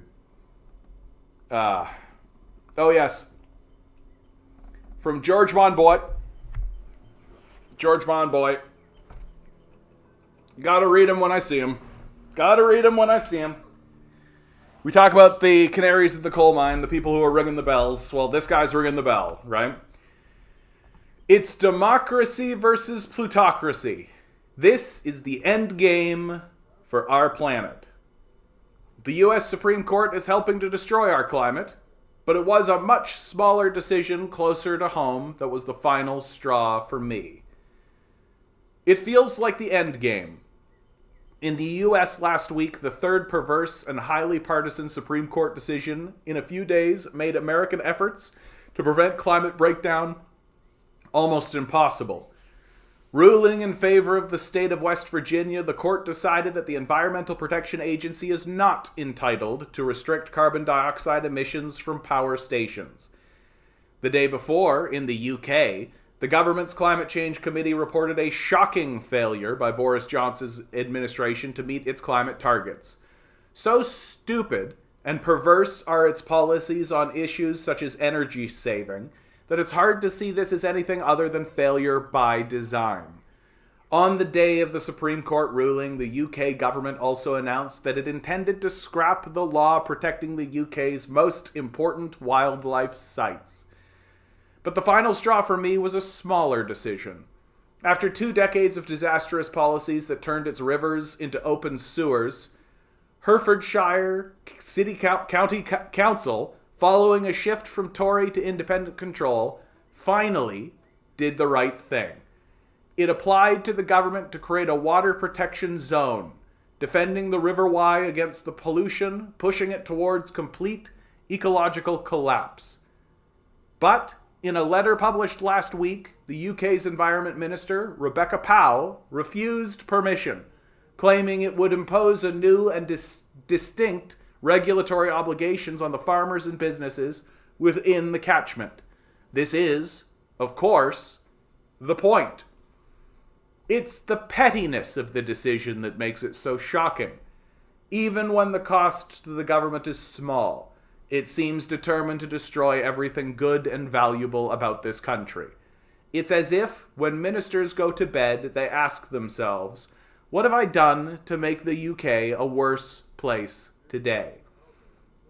Just at the point at which we need a coordinated global effort to escape our existential crisis, climate breakdown, ecological breakdown, the rising tide of synthetic chemicals, a gathering global food emergency, those who wield power string razor wire across the exit. When I began work as an environmental journalist in 1985, I knew I would struggle against people with a financial interest in destructive practices. But I never imagined that we would one day confront what appears to be an ideological commitment to destroying life on Earth. The UK government and the US Supreme Court looks as if they are willing the destruction of our life supports systems. The Supreme Court's ruling was neither random nor based on established legal principles. It arose from a concerted program to replace democracy in the US with a judicial dictatorship. As Senator Sheldon Whitehouse has documented, hundreds of millions of dollars in dark money, funds whose sources are unknown, were poured into the nomination and confirmation of the 3 judges appointed to the court by Donald Trump. Among the groups leading these campaigns was an Americans for Prosperity, set up by the Koch brothers, oil tycoons with a long record of funding right-wing causes. As an investigation by Earth Uprising shows, there's a strong correlation between the amount of oil and gas money U.S. senators have received and their approval of Trump's Supreme Court justice nominations. Once the favored justices were in place, the same networks started using their financial power to steer their decisions. They do so through amicus briefs, advice notes to the court supporting a plaintiff's position. The judicial process is meant to be unswayed by political pressure, but amicus briefs have become one of the most powerful of all lobbying tools. As Whitehouse points out, the funders of these briefs are not just friends of the court. In many cases, they are quite literally friends of the judges they have put on the court. While some oligarchs lobby within the judicial system, others operate to great effect outside it, distorting public perception about such rulings through a barrage of propaganda in the media. No one, arguably, has done more to stymie effective environmental action than Rupert Murdoch. In this case, the Supreme Court has strayed way beyond its mandate of interpreting the law into the territory of the executive and the legislature, making the law. It is imposing policies that would never survive democratic scrutiny if they were put to the vote. By seizing control of regulatory power, it sets a precedent that could stymie almost any democratic decision. All this might seem incomprehensible. Why would anyone want to trash the living world? Surely even billionaires want a habitable and beautiful planet. Don't they like snorkeling on coral reefs, salmon fishing in pristine rivers, skiing on snowy mountains? We suffer from a deep incomprehension of why such people act as they do. We fail to distinguish preferences from interests and interests from power. It is hard for those of us who have no desire for power over others to understand people who do. So we are baffled by the decisions they make and attribute them to other, improbable causes. Because we do not understand them, we are the more easily manipulated. The media often represent politicians' interests as if they were mere political preferences. Very rarely is the lobbying and political funding behind a decision explained in the news. The conservatives don't permit intensive livestock units and sewage treatment works to pour filth into rivers because they like pollution. They do so on behalf of the powerful interests to whom they feel obliged, such as the water companies and their shareholders, the farming lobbies, and the billionaire press. But even financial interests fail fully to explain what's going on. The oligarchs seeking to stamp out U.S. democracy have gone way beyond the point of attending only to their net worth. It's no longer about money for them. It's about brute power, about watching the world bow down before them. For this rush of power, they would forfeit the earth. All these cases expose the same political vulnerability, the ease with which democracy is crushed by the power of money. We cannot protect the living world or women's reproductive rights or anything else we value until we get the money out of politics and break up the media empires that make a mockery of informed political consent. Since 1985, I've been told we don't have time to change the system. We should concentrate only on single issues. But we've never had time not to change the system. In fact, because of the way in which social attitudes can suddenly tip, system change can happen much faster than incrementalism. Until we change our political systems, making it impossible for the rich to buy the decisions they want, we will lose not only individual cases, we will lose everything. And of course, George Monbiot doesn't touch upon the reality of Christian fascism, which is more within Chris Hedges' wheelhouse, which I'm from a Christian upbringing, fundamentalist Christian myself until my early 20s. And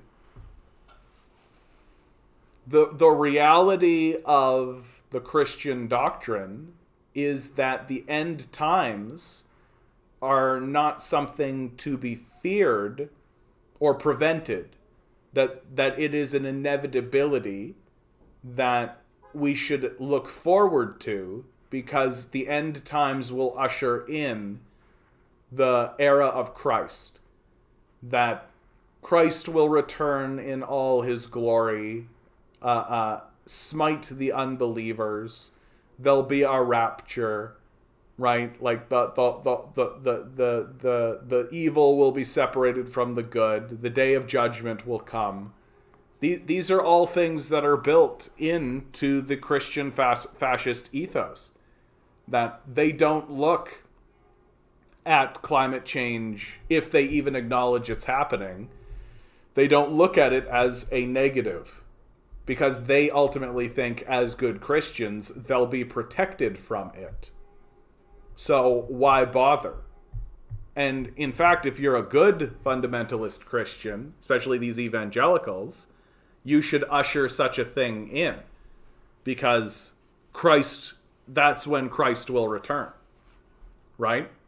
That the end of days will just herald the return of your leader, who will certainly protect you, right?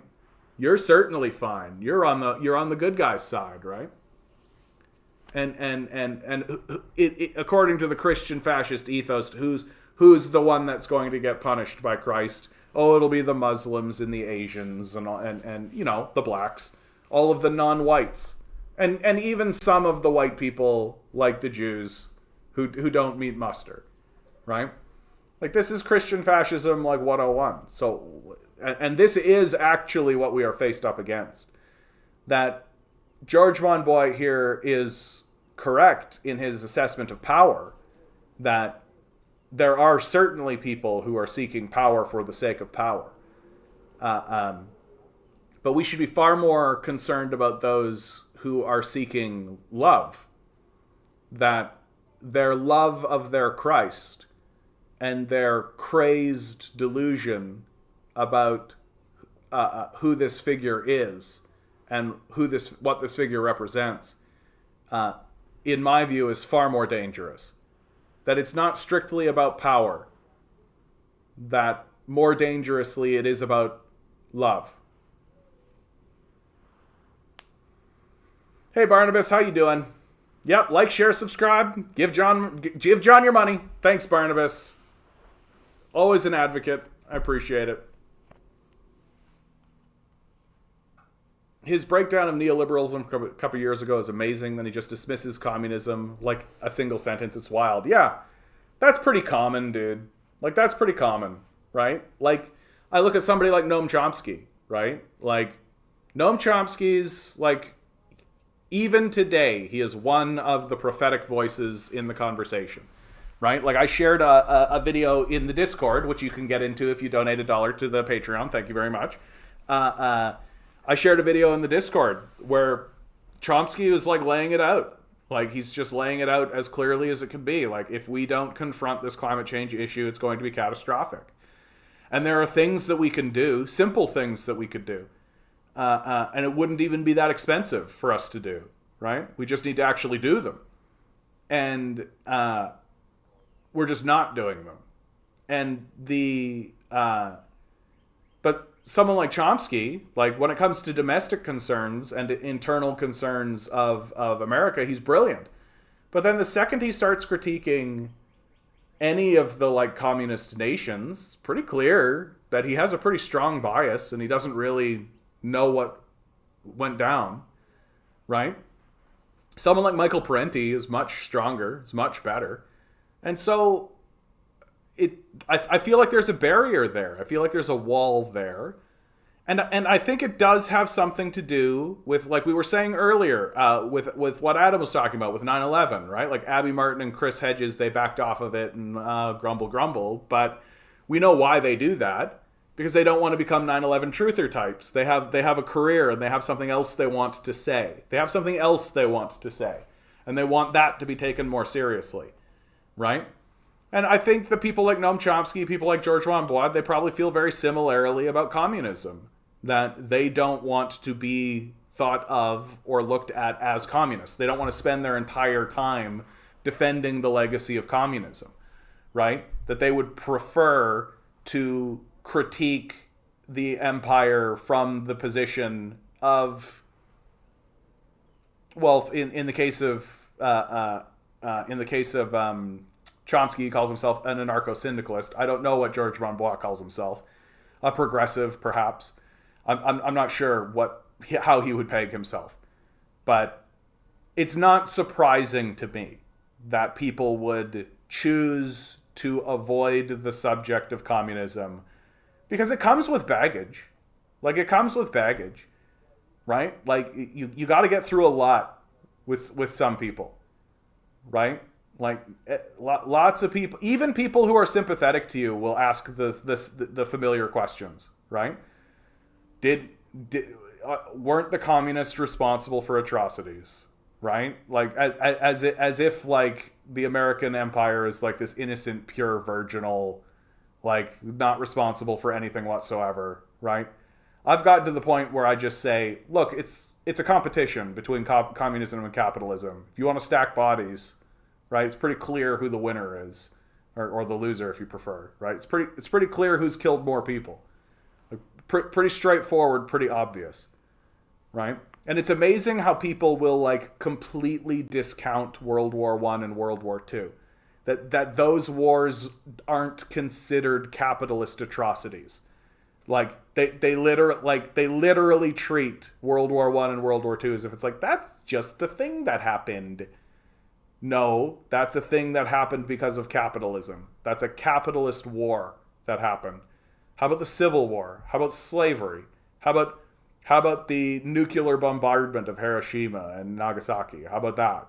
Like, we're just going to ignore all of that. How about the Korean War? How about the Laos, Cambodia, right? The Indonesian genocide, right? How about the invasion of Iraq? How about the invasion of Afghanistan? Like, on and on and on and on and on and on it goes. But there was one famine in the Soviet Union one time, so that means communism fails. Like, yeah, the genocide of the First Nations people, right? Like, guys, There was a famine in the Soviet Union one time, so that's the same. That's the same. The Soviet Union had a famine one time. That's the same. Right? This is the discourse. Like this straight up. Like this is the discourse. And so I completely respect why people like George Monbiot and people like Noam Chomsky would just like not wade into it. They don't want to spend their entire life having to have the same conversation over and over and over again. They just prefer to be critics of capital, right? And without the baggage of communism. I can respect it. I understand it. They set the table, right? Well, communists bring the food. So let them set the table. Yeah, but it's never communism versus capitalism. It's communism versus democracy. Exactly. As if communist societies were not or are not democratic. They're just not Westminster parliamentary democracy. So they're not the same, right? Chrystia Freeland said the government is concerned about inflation, but is callous and out of touch for suggesting the high cost of gas is a reminder why we need to transition to greener energy. I mean, yeah, like they're the ruling party. Like, transition. Shut up about it. Nationalize the fossil fuel industry. Like, shut up about it. I'm sorry, man. I'm so sick and tired of listening to these losers. Like, they're losers. They're obviously losers, right? And like the NDP's no fucking better. Like, these guys are just losers that are mouthing like platitudes. We all know what's going to happen, right? That they're just going to let the fossil fuel industry keep running the show, and the fossil fuel industry is going to destroy the country for it. Why? So that they can make money. It's real straightforward. Real straightforward.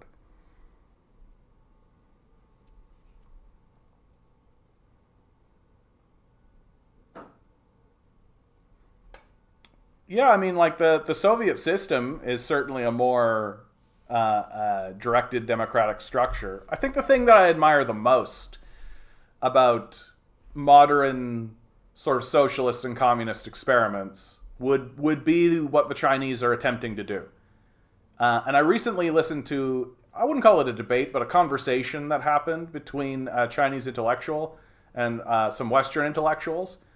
And he pointed out basically exactly what I have been saying of the Chinese government and the Chinese system of governance, which is that, like, politicians should be trained.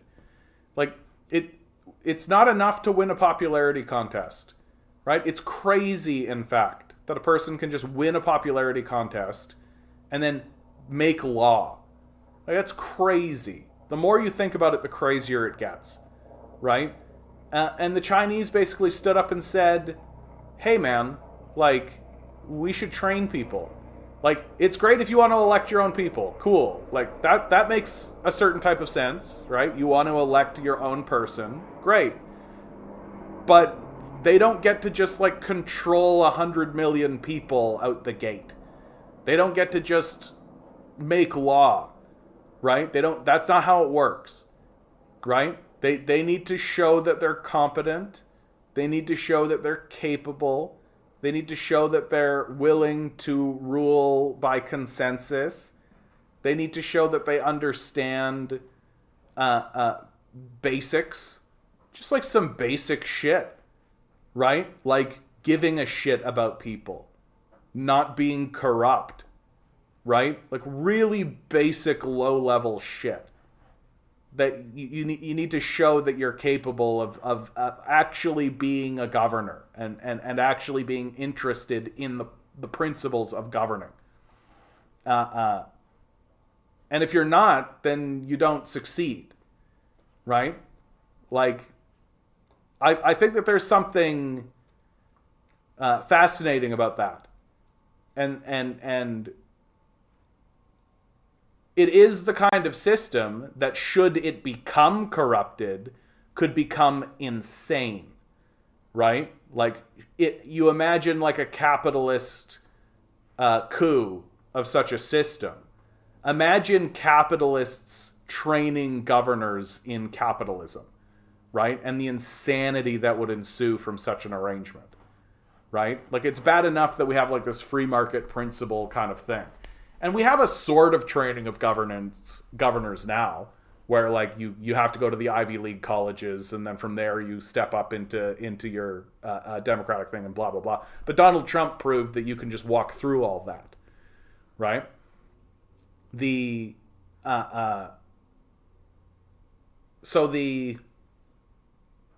we'll see how it goes in China. I'm fascinated by it. The fact that the Chinese system of governance is not only just a system of electoral democracy, it also insists that the people who are elected must be trained. And I think that there's something valuable and valid about that. And seems to be working for the Chinese. Seems to be working. So we'll see how long it lasts. Because, like, I'm not Pollyannish about these things, right? I'm not naive. Like, human nature is inherently corruptible and inherently selfish. It's very unlikely that a system will remain pure and remain uncorrupted and purpose-driven, right? It's very common for these structures to exist exclusively to serve the people who are within them. Like, you just take a look at like the Catholic Church for this, right? Like, who does the Catholic Church actually serve? Like, just the owners of it, really. Yeah, so many Western politicians are rubes. It's something people here keep roasting them for. It's so revealing. Yeah, like, they are rubes, though. Like, we were just talking about Sarah Palin. Like, are you kidding me? Like, what a freak show. Like, imagine being in Russia or China or India or South America or Africa, for God's sakes, and seeing that clown show. Right? I can see Russia from my house. She's, like, clearly incompetent. She's clearly incapable of doing this job. Like, it's extremely obvious. And yet she is in the running. If old man McCain goes and falls over, she's the fucking president. It's a clown show. It's almost like, I can't imagine a more, like, if I was a Chinese citizen and like the election of Trump, being a Chinese citizen and watching and seeing the election of Trump, I'd be like, oh man, thank goodness. Like, thank goodness we have this system. Oh man. Like, I'd love to, can you imagine if like Donald Trump got elected to our system? Yeah, they would chase him out of there. And they would. Biggest mistake they made was allowing millionaires and billionaires to exist in China. That's the question, isn't it, Tinker? Like, isn't it? That's the question. That's the dangest. Like, Mao was against it because I think Mao fought a war, right, against capital and against imperialism, right? We have letters of Mao writing when Deng is taking power that it's going to have to be a fight again. But Deng's principle was always let some people get rich first, allow wealth to come into the nation, an acknowledgement that it was going to create disparity, but that disparity would be dealt with. And Xi Jinping has not done a bad job of it. And so it is one of those questions. Has it been a mistake or not? Is it ultimately going to be a corrupting force? Has it been a corrupting force? Like, when something similar to the 2008 financial collapse happened in China, billionaires got executed for it, right? that what that tells me is that while there is a billionaire and millionaire class in China, that they are not where the buck stops. And I think that's the sharp difference between Chinese society and the Western society in this regard, which is that no billionaire or millionaire got punished. There was like one guy that got a little slap on the wrist for the 2008 financial collapse. Just like a little fraud charge or something, right? And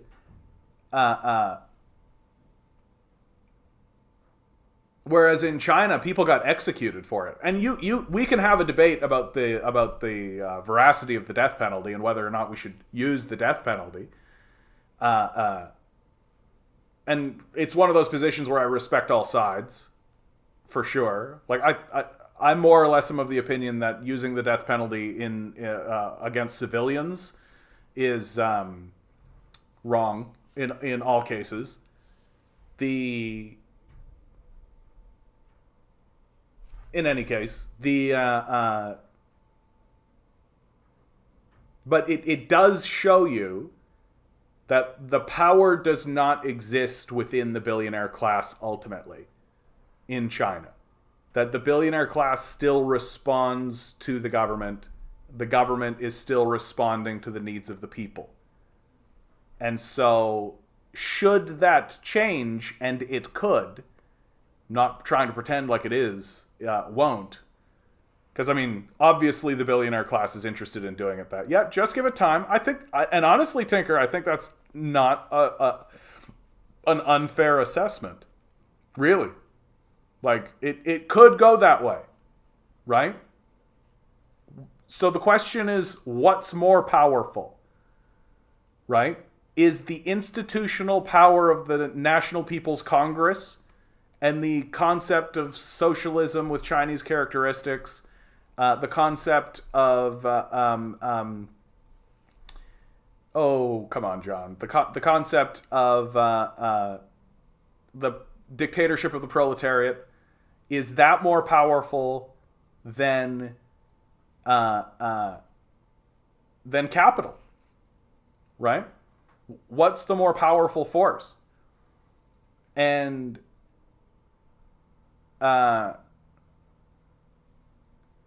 they will infiltrate the Communist Party. Yeah, Xi Jinping was elected on the principle. His platform was to combat corruption within the Communist Party. And near as I can tell, he's been quite serious about that.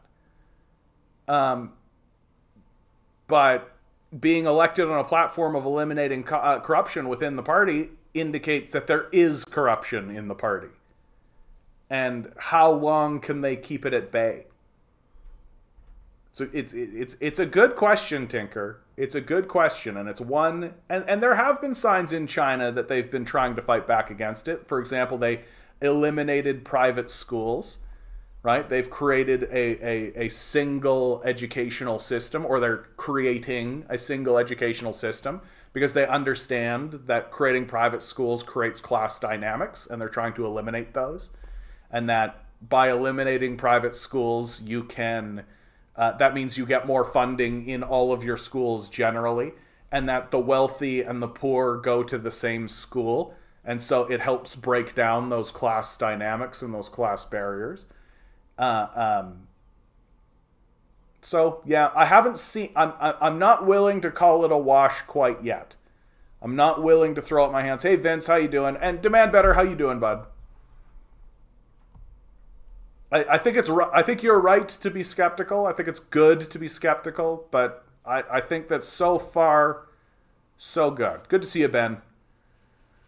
Demand Better. Stalin is also a great example of how power fucks a person up, no matter their starting position. That's why decentralized power and democratic accountability is also crucial. So, what do you mean by this, Demand Better?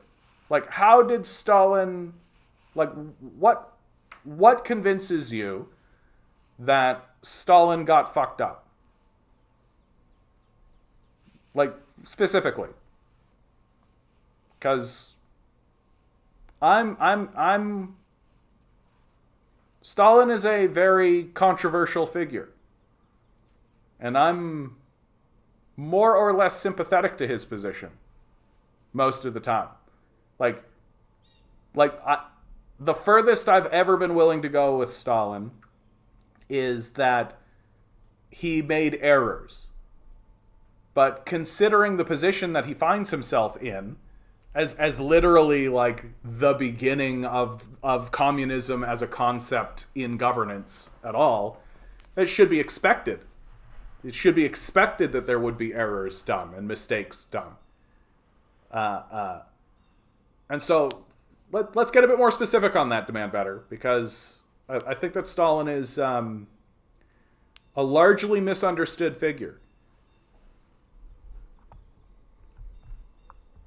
Ben Jorgensen, you say, I'm okay with using the death penalty on billionaires. Common criminals don't deserve to die for their crimes, but usually get both of them or not at all. Well, and also, something I'd like to point out, right? Like, Dante's Inferno, The Levels of Hell. Can I get a good image on this? Yeah, this will do it. Dante. So Dante's Inferno is one of those seminal Christian works that's become so ingrained in Christian culture that we sort of assume that it's of the Bible when it's not. John Milton has the same thing, Paradise Lost, with the fall of the devil. The story of the fall of the devil is not in the Bible, but every Christian knows it and believes it, and it's because of John Milton. So that's how you know it was good. Take a look at this list, right? That circles of hell in Dante's Inferno, right? So the first circle is the unbaptized and virtuous pagans, including Virgil, Homer, Horace, Ovid, Socrates, Plato, and Saladin. So essentially, if you're not a Christian, right, you go to the first circle of hell, where things are not, like, terrible, but it's limbo, right? So when we think of limbo as a concept, it comes from Dante's Inferno, and it's for, you know, the good non-Christians, essentially. Lust, right, is the second circle. Souls are blown about in a violent storm without hope of rest. Francesca de Rimini and her lover Paola are here. So people who like sex, right? Then it's gluttony. I won't go through all of this. Like gluttony, avarice, and prodiginality, right? Wrath and sullenness. Heresy, right? So heretics are trapped in flaming tombs, right? Violence. So if you do violence, so if you're a serial killer, according to Dante, you go to the 7th circle of hell. The 8th circle of hell, fraud. Dante's Inferno considers fraud to be worse than violence, and worse than even fraud is treachery.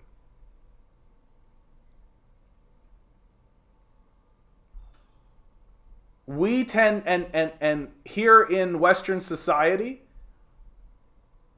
do we consider fraud to be worse or better than violence? Where would we put fraud?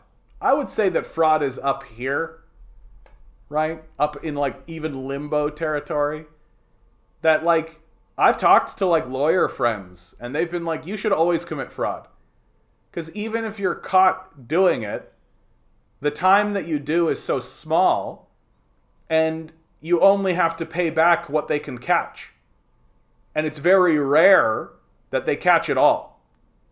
So if you do $10 million of fraud and they catch you for $1 million and they send you to prison for 5 years, probably 2, because it's a white collar crime and you'll get out on good behavior. You're not a violent criminal, right? Well, that means you get to keep $9 million. You should always do fraud. You should always do fraud, is what my lawyer friends say. Yeah, according to Dante, yep. Fundamentalist Christianity, it's fucked up. All right.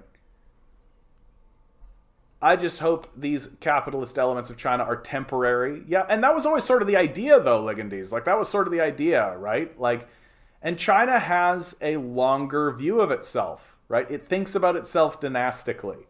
And the people, the ruling class within it, think that way as well. Like, China is a long a civilization. And and this is something that I think Westerners misunderstand, right? That we tend to see things in very short bursts and very like shocking things that happen, and boom, and then sudden shifts and crazy turns and changes, right?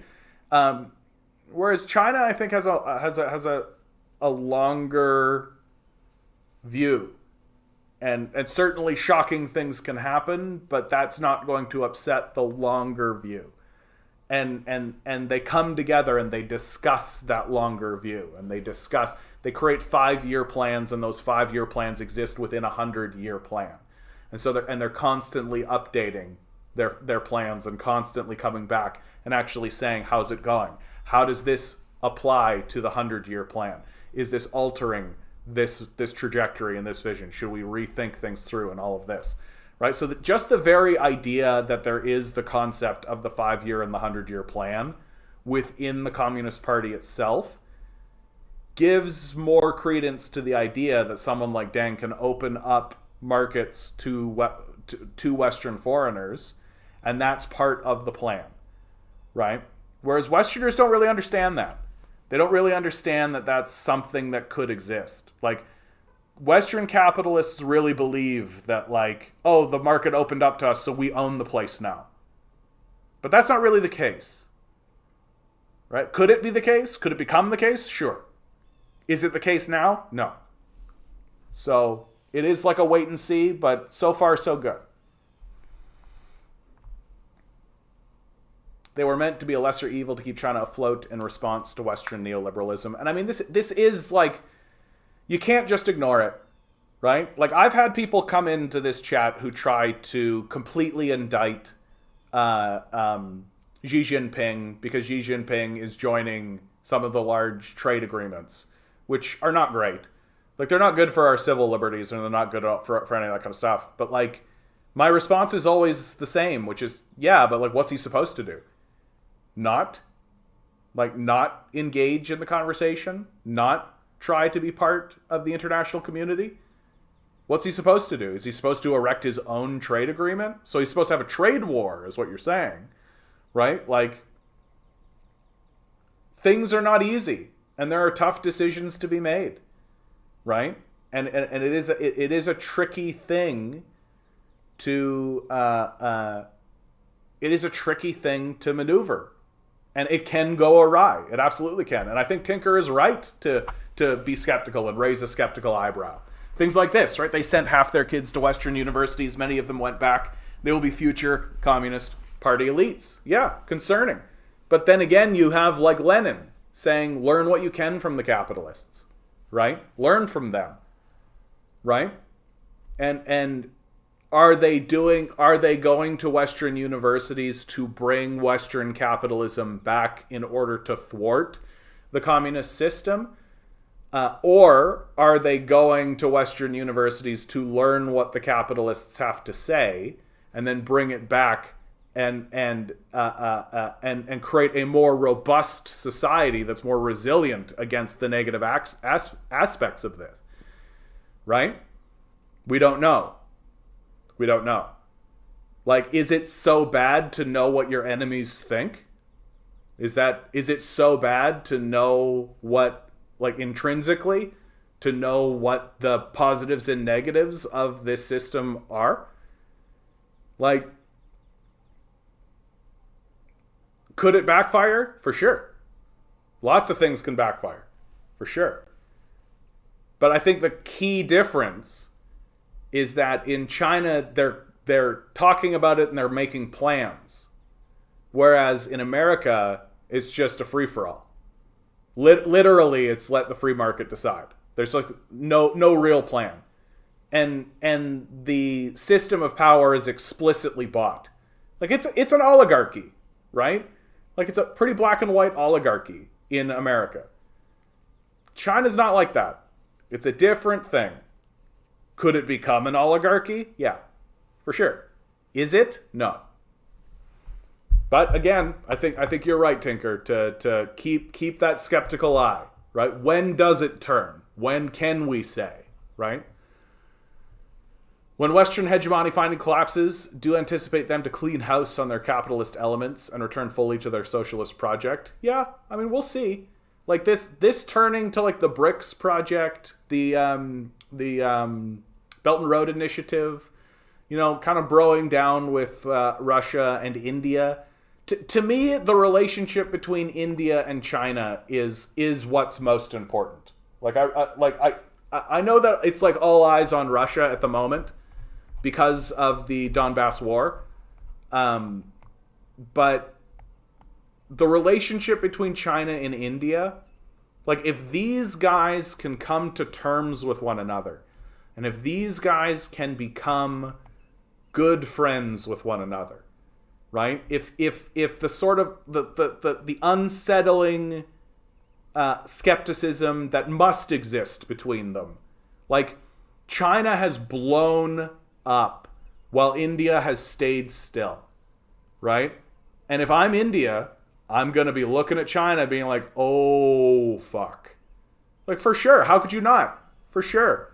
Like, imagine being like Laos, Vietnam, Cambodia, Myanmar, Burma, Bangladesh, Nepal, Bhutan, right? South Korea, North Korea, Japan, like Taiwan, like the Philippines, all these guys. Are you kidding me?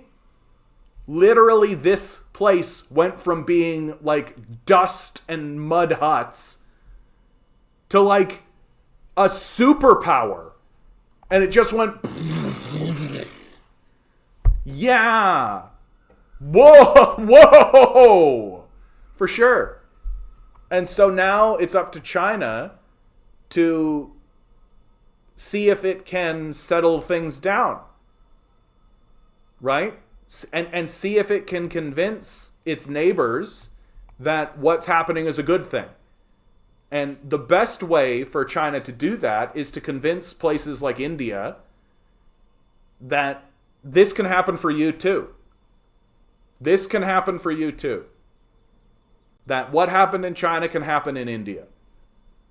And getting involved in the Belt and Road Initiative, getting involved in BRICS, getting involved in more trade relations, getting involved in the principles that rose China out of the mire.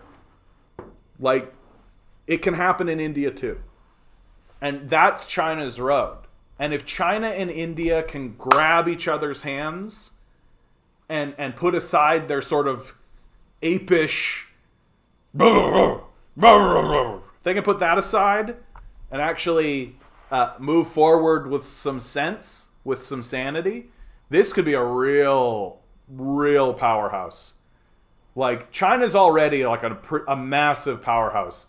But if over the next 100 years, India goes through a similar transformation as what happened in China, it's unstoppable. This is the center. This is the center of the world. This right here is the center of the world. If that occurs. And hopefully that can happen with some degree of peacefulness between the two of them. And it's already happening because Western hegemony is collapsing. And a place like India is sort of looking around and saying, like, wait, we can't trust these guys. We can't trust these guys. They're unstable. They're completely unstable. Who knows what these guys are going to do? These guys seem nuts. Right? China looks a lot more stable in comparison. And moreover, looks as though America will not be able to mount a military assault against them successfully. So, even if India is skeptical of China, it's probably better to lean in that direction. So, we'll see. We'll see. Yeah, China thinks in the long term. For sure. For sure they do. Stalin stole health rights away from half the population. Can you open up that a little bit more, mate? This is news to me. Why does everyone feel like giving liberal democracy a chance so that reactionaries can win is the solution to the so-called Stalin problems? Yeah, exactly. Like the issue that Stalin, like, my view, like, this is what I like about the Chinese system, is that it looks to me like what the Chinese have done is they have addressed what I consider to be Stalin's biggest failing, right? And Stalin wasn't a perfect leader, obviously. Stalin's biggest failing was that he was unable to create an institution that survived him, right? That so much of what was happening in the Soviet Union was surrounding him as a cult of personality, and it was unable to survive his death. That when it transitioned into Khrushchev and Gorbachev and all those guys, like, those guys were losers. They were total losers. And there was no institutional power structure to protect the communist project in Russia.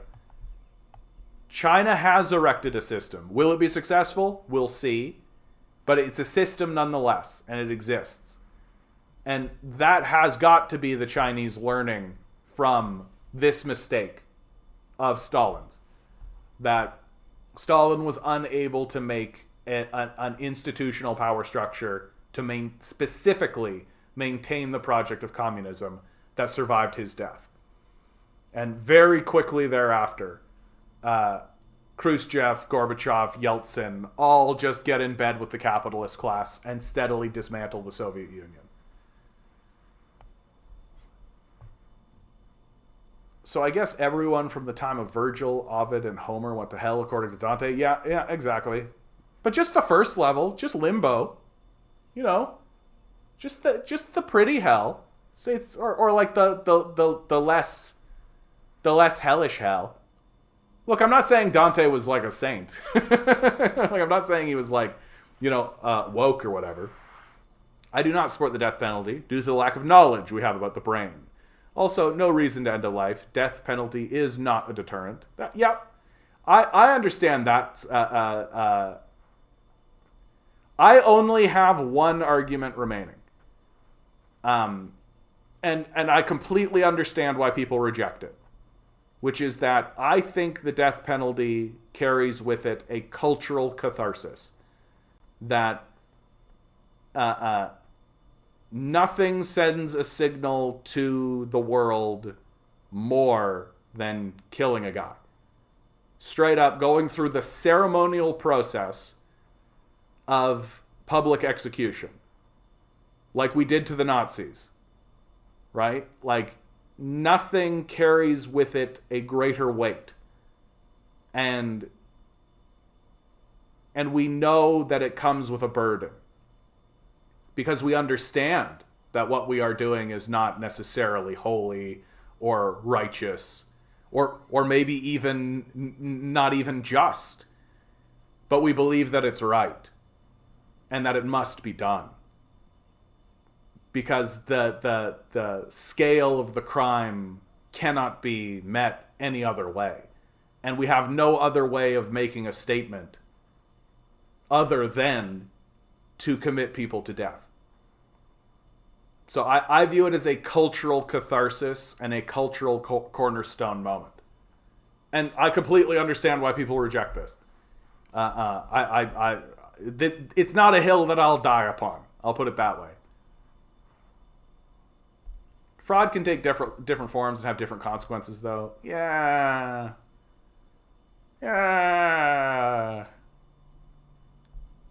I read a great article talking about how Roe v. Wade and integration was actually bad. Oh, yeah. Super good article.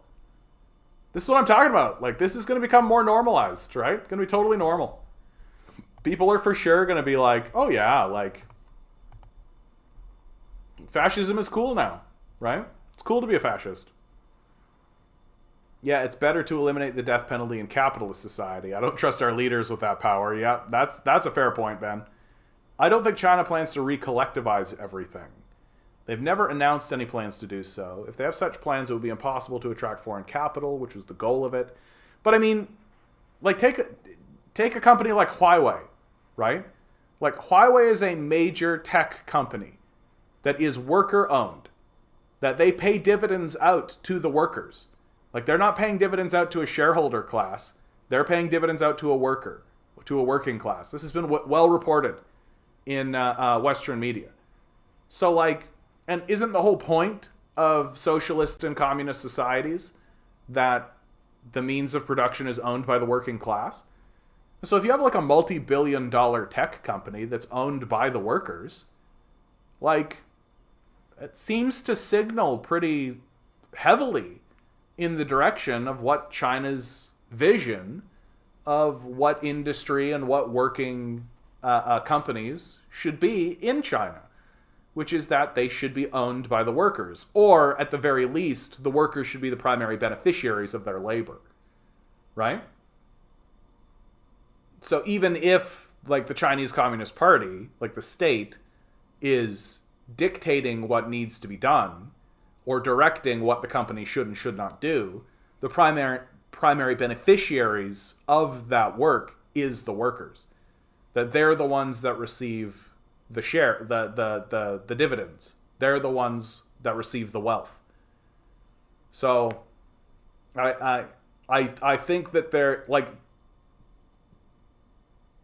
do they need to re-collectivize if companies are already worker controlled and worker owned?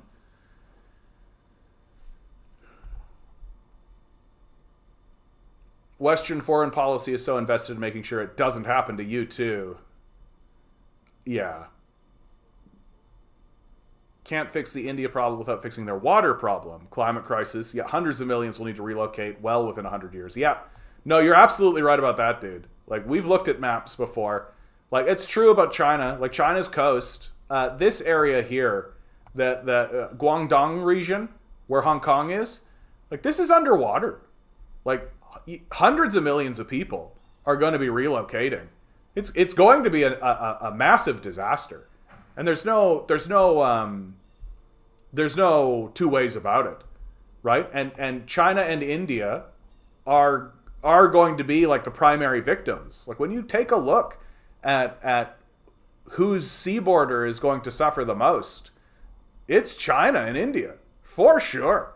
Like, don't get me wrong, there's other places without a doubt. Like, here in the United States, Louisiana's toast.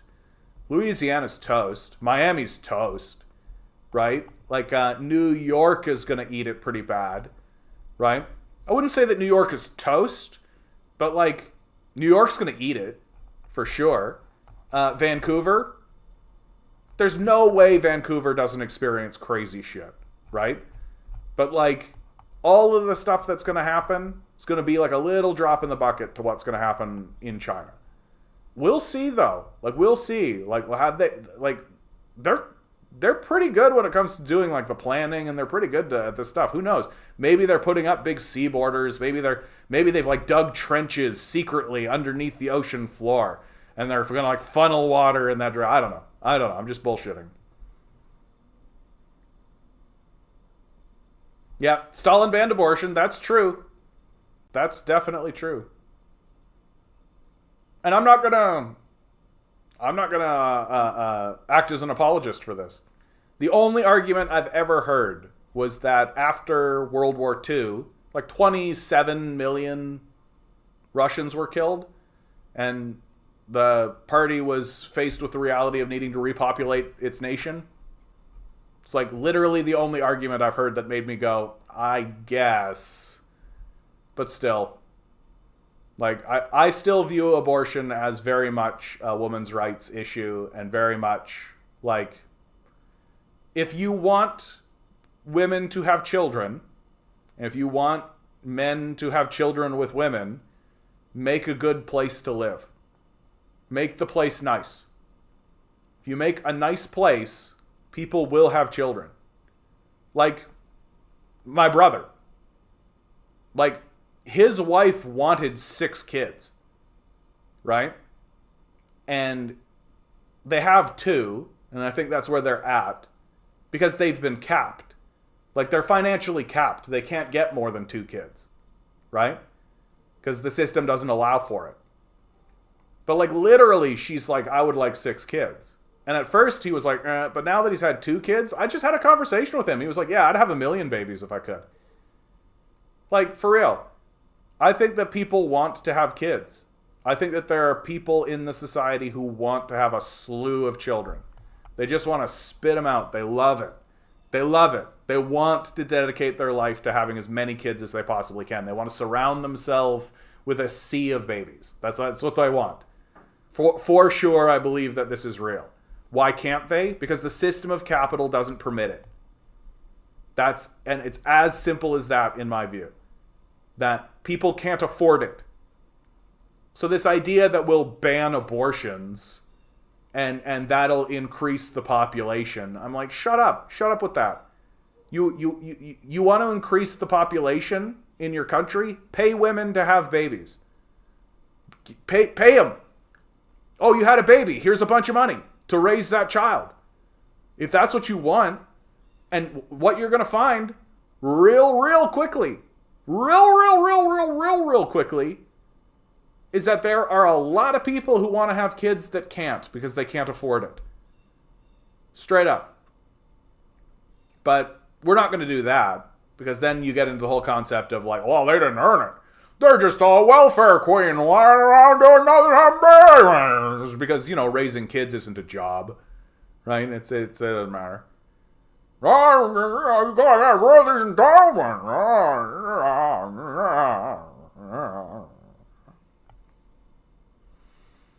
Yep, Elon Musk had another 2 babies with the Neuralink executive. Yeah, I don't give a fuck about Elon Musk. Like, it's just like a total fucking fraud.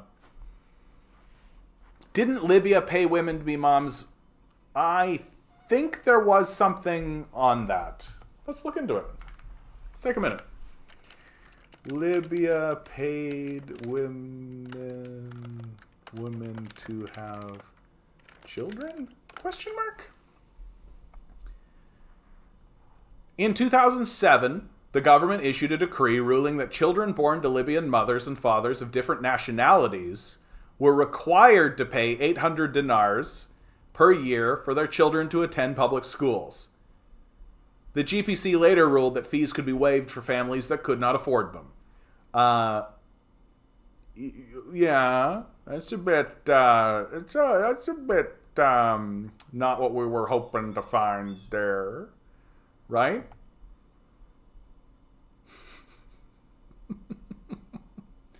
Countries are complicated. Anyway. I don't think we're gonna find it. Oh. All right, here we go. Social assistance and services, 2003 on allowances in children's and wives. All Libyans under the age of 18 are entitled to have a monthly allowance of 100 dinars. Single females who do not have any salary will be granted a monthly allowance of 100 dinars. Libyan wife who does not have a salary or wage, she'll be allowed a monthly allowance of 150. Straight up, they created a basic income. That's what that looks like to me. Right? If you're under 18, male or female, you get 100 dinars. So, like the child care benefit. If you're a single female with no salary or wage, you get a monthly allowance of 100 dinars. If you're a Libyan wife who does not have a salary or wage, you will be entitled to a monthly allowance of 150 dinars. If you're a single male, get fucked. Get fucked, single males. Get fucked. Quite literally. But maybe you didn't, Content. We just didn't find it, right? Like, there's a lot. Elon is a psycho. Yeah, I mean, like, there's something going on there for sure, dude. Like, there's something going on there. Here's the thing that kills me, and I keep saying it over and over and over again on this channel, and I'm going to say it until the day I die, right? Like, I'm going to say it over and over. You know that there's something morally wrong and ethically wrong with these guys because they're not walking around throwing money at people. Like, that's how you know, right? And I don't mean, like, setting up a trust I don't mean like setting up giving money to people to keep them close or any of that kind of stuff, like creating allies or anything. I mean literally taking a basket of money and just like throwing it at people in the streets. Like, how do you know that these guys have something wrong with them? They're not just giving it away. Are you kidding me, dude? Like, if I had Jeff Bezos money, if I had Elon Musk money, right? I'd literally, like, this cast that I would be doing right now would be done, like, there'd be like a camera set up and I would be like, hey guys, I'm at this place, in this place, come on down. And I would be throwing money at passersby. I would have a wad of bills. Like, I'd make them real substantial, something really meaty. So it'd be like 1s, 5s, maybe 20s, right, depending. But like something that I could really get some heft on. And I would just like... And if someone literally walked up to me and like had a weapon or something and was like, give me the basket, I'd be like, there you go. Bye. And I'll get another fucking basket. And I would just assume they probably needed it. They probably needed it. I would just spend all my time throwing money at people. And you know what? I would still make money doing it. Because I have so much goddamn money. Right? You need to buy a Tesla to save the planet. Yeah, Elon won't be happy. Yeah, that's what's going to save the planet. Yep. Buying things. Consume. Yeah, it's not a solution if you don't pay for it. Integration was bad because bad BC court declared separate but equal impossible, but it is impossible if we fund it.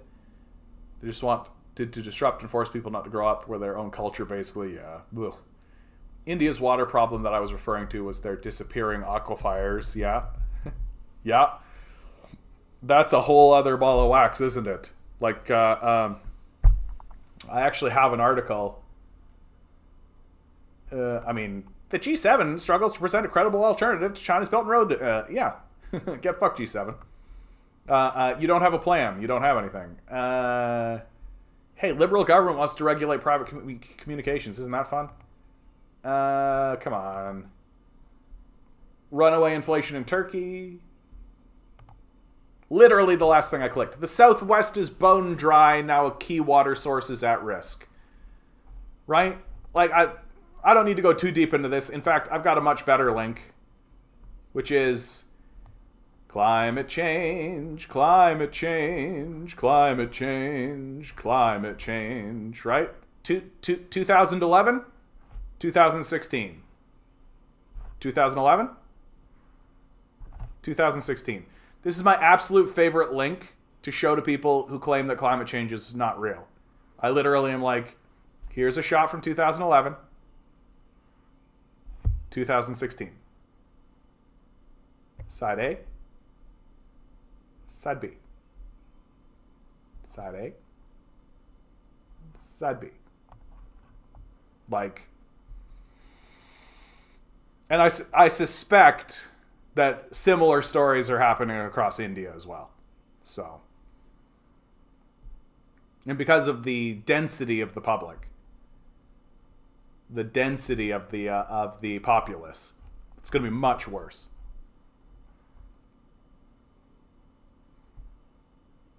Yeah, NATO destroyed it. Yeah, of course they had to.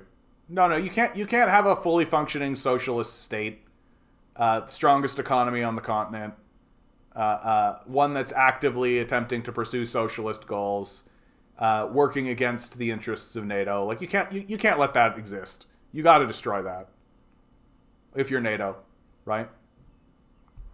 Thoughts on Boris Johnson stepping down? Good politics by the Conservatives.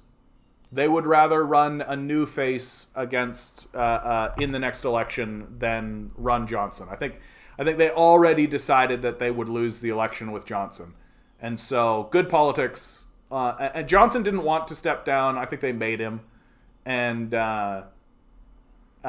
basically, like, they want another conservative government in there. And I'm like, yeah, that makes sense to me.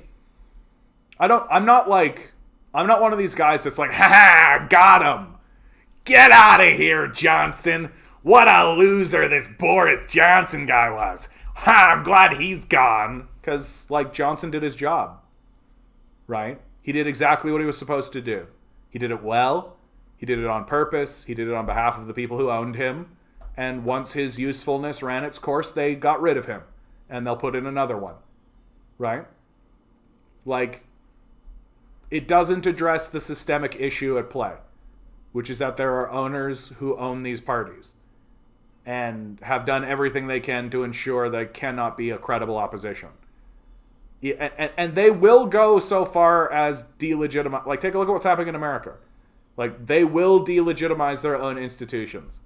If it comes down to a worker-based party seizing power or the wholesale destruction of the democratic system, they will destroy the democratic system as a guarantee. It's not even a prediction.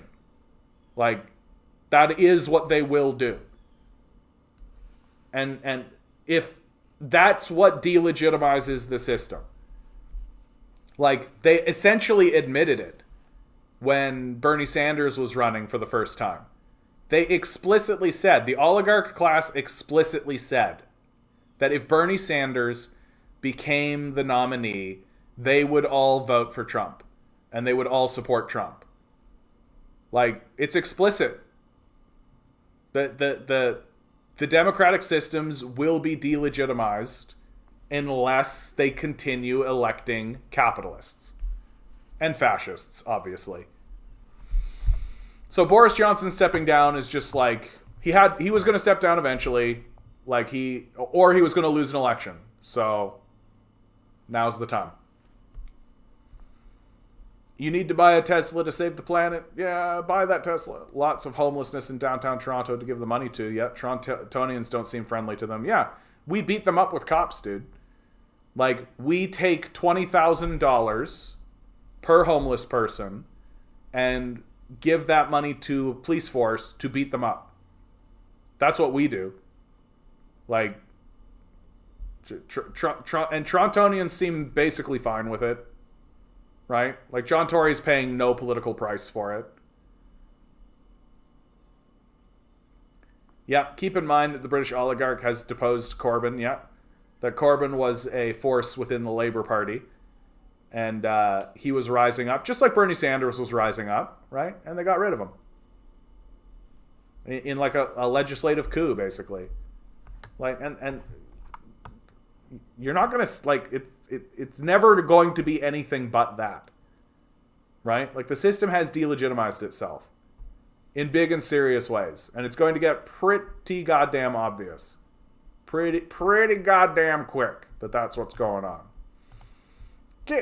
Dang. Here's a cooler looking picture. Let's open this one.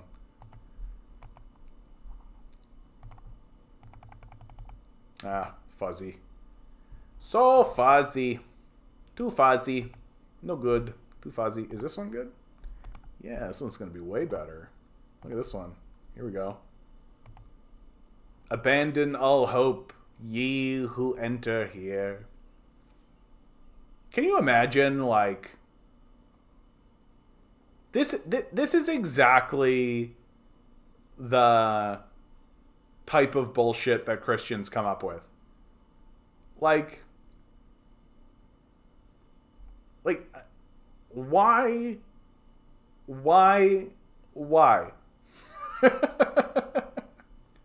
Like, why would any being want these places to exist? Seems bad. Anyway. And just like a dude sitting around imagining, like, demons. This is what people did before video games. This is how it worked. Right? He's sitting there being like, yeah, it'll be awesome. There's the demon ball. He's got, like, ancient descriptions of the demon ball. Right? It's just all like the imagination of humanity. Ugh. Anyway.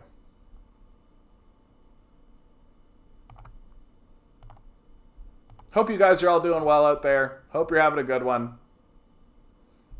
I mean, I'm glad that... is John Tory right wing? John Tory was an interesting figure for a little while. Like, he was technically conservative, but I always considered him to be something of a red Tory.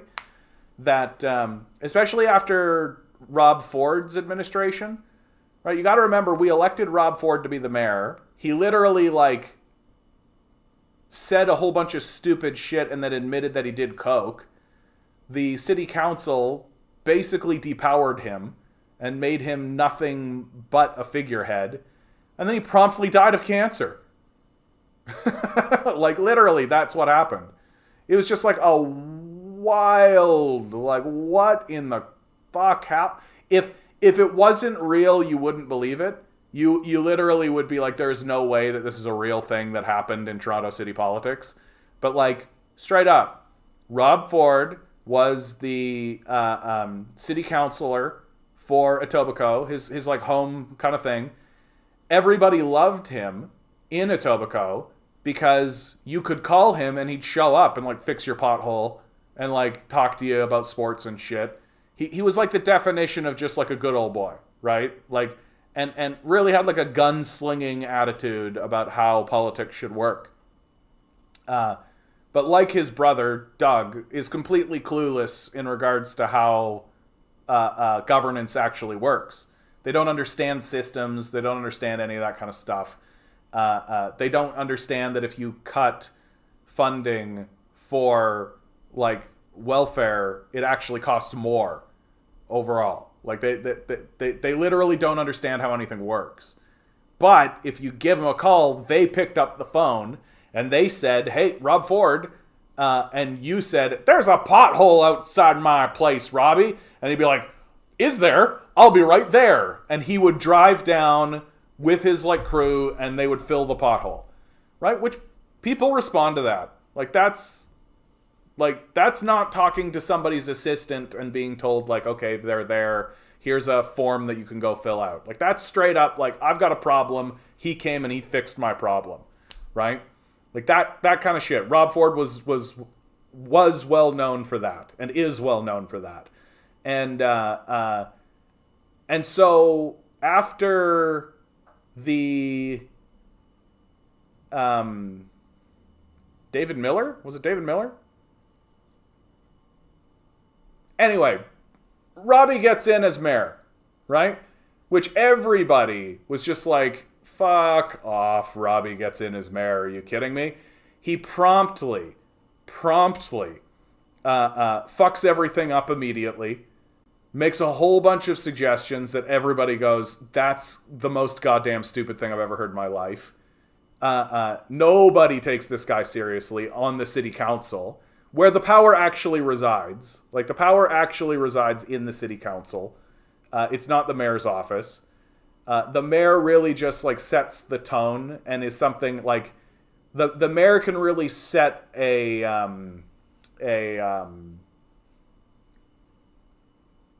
like, if the mayor wants something to happen, then he can pull people in. And, like, there's a word for this and I'm blanking, but it's fine. And and then immediately it breaks that Rob Ford was a cokehead, which he admitted to in the council chambers, no less. Which I actually think that's part of a reason he was so popular, because he's like going out and partying and doing coke with everybody, and everybody's like, "Yeah, Rob Ford, what a kick-ass guy." Right? And everybody knows his brother was a fucking mafia, like, drug dealer and, like, all this kind of shit. Like, Robbie was just the one that everybody liked. And so he's a total train wreck. And I don't remember if he resigned and then died of cancer or if he died of cancer before resigning. But he, like, promptly died of cancer. It was just like, bam, bam, bam, bam, bam, bam, bam, and everybody was like, what the fuck happened? And after that catastrophe, it came down to Olivia Chow and John Tory. And Olivia Chow was the wife the widower, the recent widow, the widow of Jack Layton. So there was a lot of positive energy behind Olivia Chow. And John Tory, at that stage in the game, everybody looked at him, was just like, you are mayonnaise. We've been eating a lot of spicy chili these last few years. It's been a very spicy road, right? Anytime you tuned into mayoral politics, yeah, Rob Ford was unhealthy. So of course he was a big fat guy, right? Big fat guy. He's like the only thing I lament about Rob Ford is that Chris Farley was not alive to play him in a movie. That's really what it comes down to. Like, Chris Farley would have nailed the shit out of Rob Ford. It would have been brilliant. I love to imagine a universe in which Chris Farley is still alive and he did this. He played Rob Ford, and I'd be like, perfect, absolutely perfect. And so Olivia Chow was on the path to win. I think after Rob Ford, people were really hoping for a progressive government that had a vision. But then the editor-in-chief of Now Magazine literally writes an article saying, what's your vision, Olivia Chow? Like, what do you want to do for this city? How do you want to govern the city? And she responds to it. She responds to it in an open letter back, and she says she doesn't think it's the responsibility of the elected government to have a vision. And the polls flip. That's literally like Olivia Chow was here, John Tory was here, and they flip. And so John Tory wins. And John Tory wins because he's mayonnaise. That's it. Everybody was just like, he's too spicy, all this kind of stuff. He's total mayonnaise. And then John Tory, essentially, for the most part, rules by consensus as a red Tory, which is to say that, like, a center-right kind of conservative makes a lot of decisions that I disagree with, but I think are reasonable. So, like, a great example of this is in Toronto. We built. There was throughout the 60s and 70s, there was a big push for all of these cities to build a highway along their harbor front, right? So all these cities built highways along their harbor front, right? Because the idea was that cars will drive through all that kind of stuff. Only to find out later that this destroys the harbor front, right? Absolutely destroys it. Like, this whole harbor front is worthless. You can't get any commercial activity. You can't get anything on. Nobody wants to go down there because you got to go underneath this huge eyesore that's loud, smelly, gross, right? That attracts, like, homeless people, that creates a dangerous environment, right? And then you get down to a harbor front, and the entire time you're on the harbor front, there's this huge, noisy, annoying eyesore, so you can't even enjoy your time. So it just destroys your harbor front, right? The city of Chicago, which is Toronto's sister city, literally spent $6 billion to tear theirs down. They built one, and then they promptly tore it down because of this reason. It destroys your harbor front. And another big reason is that you have to constantly upkeep it.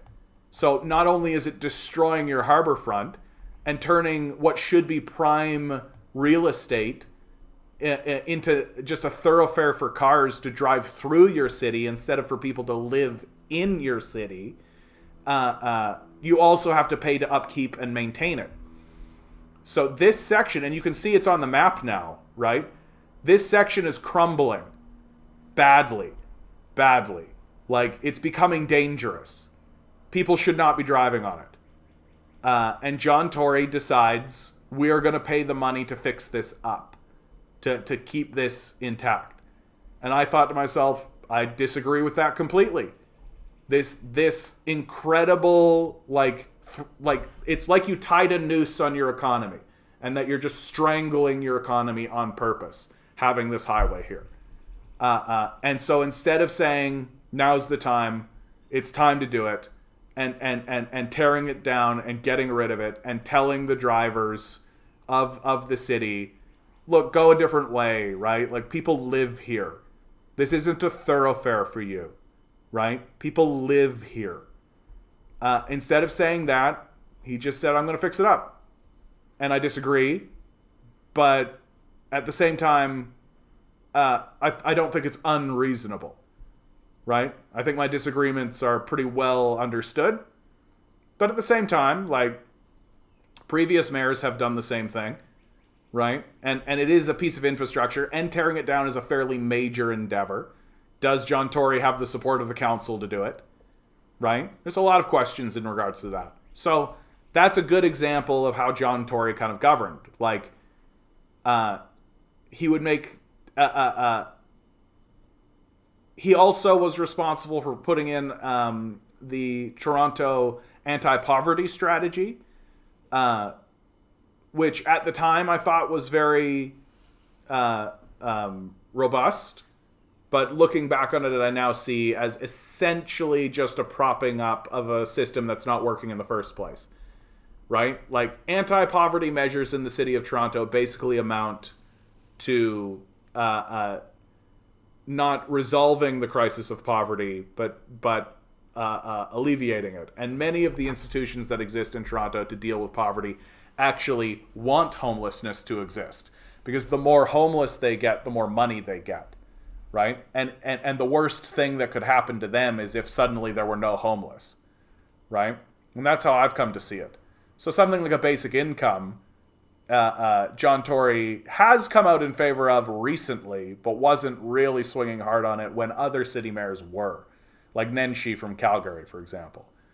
But everything I just said right there ended the minute the cops went into the parks and beat up the homeless. The minute that happened, that placed John Tory firmly on the far right, as far as I'm concerned. Right? I consider that to be an extremist act. Like, literally taking $20,000 a head and sending cops into parks in order to dislocate and beat up the homeless. And not even to provide them housing. Right? And the Tory administration, the entire time it was happening, was totally bullshitting everybody. Right? Was just like, oh yeah, we're getting them into housing. No, they weren't. They were putting them into temporary, like, 30-day housing, right? Taking their shit. People were allowed to bring, like, 2 bags worth of stuff into these temporary shelters. So literally throw away all your stuff, right? If you can't fit it in 2 bags, you don't get it anymore, right? So throw away all your shit. Live in this temporary housing. Right? And then after, we're going to do what? Throw you back out onto the street. What do you think? Like, I considered it to be extremely extreme. Extremely extreme. Like, it was an extremist act. One of the most extremist acts that's happened in Canada. And it happened on John Tory's watch. While he bullshitted everybody about it. Like, so I consider John Tory to be, like, not only right-wing, but far-right.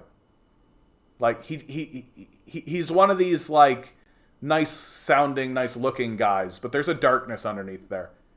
There's something real sinister existing in the heart of John Tory. He could have literally given each and every one of those homeless people $20,000. Like, you think they could have secured housing for themselves with $20,000 in their pocket? Instead, he chose to send cops at them. Like, that's a deep darkness. It's a deep, deep darkness.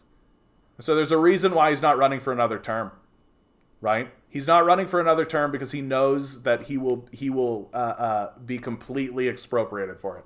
He knows that if he stands up and says to the city of Toronto, re-elect me, that his opponents will absolutely burn him down for it. And they should. It was completely unacceptable what he did, and I actually think he should have resigned over it. Like, it was barbaric. It's completely barbaric. Yeah, he might run for that. Yeah, he won the last election fairly easily. I'm more or less of the opinion that he won the last election fairly easily because it was handed to him. Like I don't think that his opponents ran a very like he's vanilla, like he's mayonnaise, right? Like he gives the appearance of stability. I think that's really what it comes down to, is that he seems that if your options are between just like a hold the course, status quo, stable, predictable, you know what he's going to do person, and somebody who you kind of hoped would have a stronger vision but ends up kind of just being the same thing, well, people will swing in that direction, right? Like, I really do think Olivia Chow drops the ball in big ways. In big ways. And since then, nobody's really been able to mount a credible challenge. Because he's always come across as just reasonable, level-headed, stable. I think that's really what it comes down to. And after the Ford years, people wanted stable. People wanted stable. And that's what they got for the most part. They just didn't quite realize that stability in a capitalist society means that occasionally homeless people get beat up by cops. That's all. All right, guys. We've reached the end of this one. This was a fun one. I'm so glad that each and every one of you are here. Please let people know I exist. Please like, share, and subscribe. Please send this around. Please let people know about this. We need to fight back. We need to be pushing back. We need to be organizing and working. And organize locally. Find local people. Create things locally. Do everything you can to push back against this absolute shit show we find ourselves in. Always remember, guys, you are a quantum being walking around in quantum energy. The billionaire class is doing everything it can to ensure you never realize it. So you'll just stay the good little commodity they need you to be. Rebel. Revolt. Repent. Good luck. We're going to need it.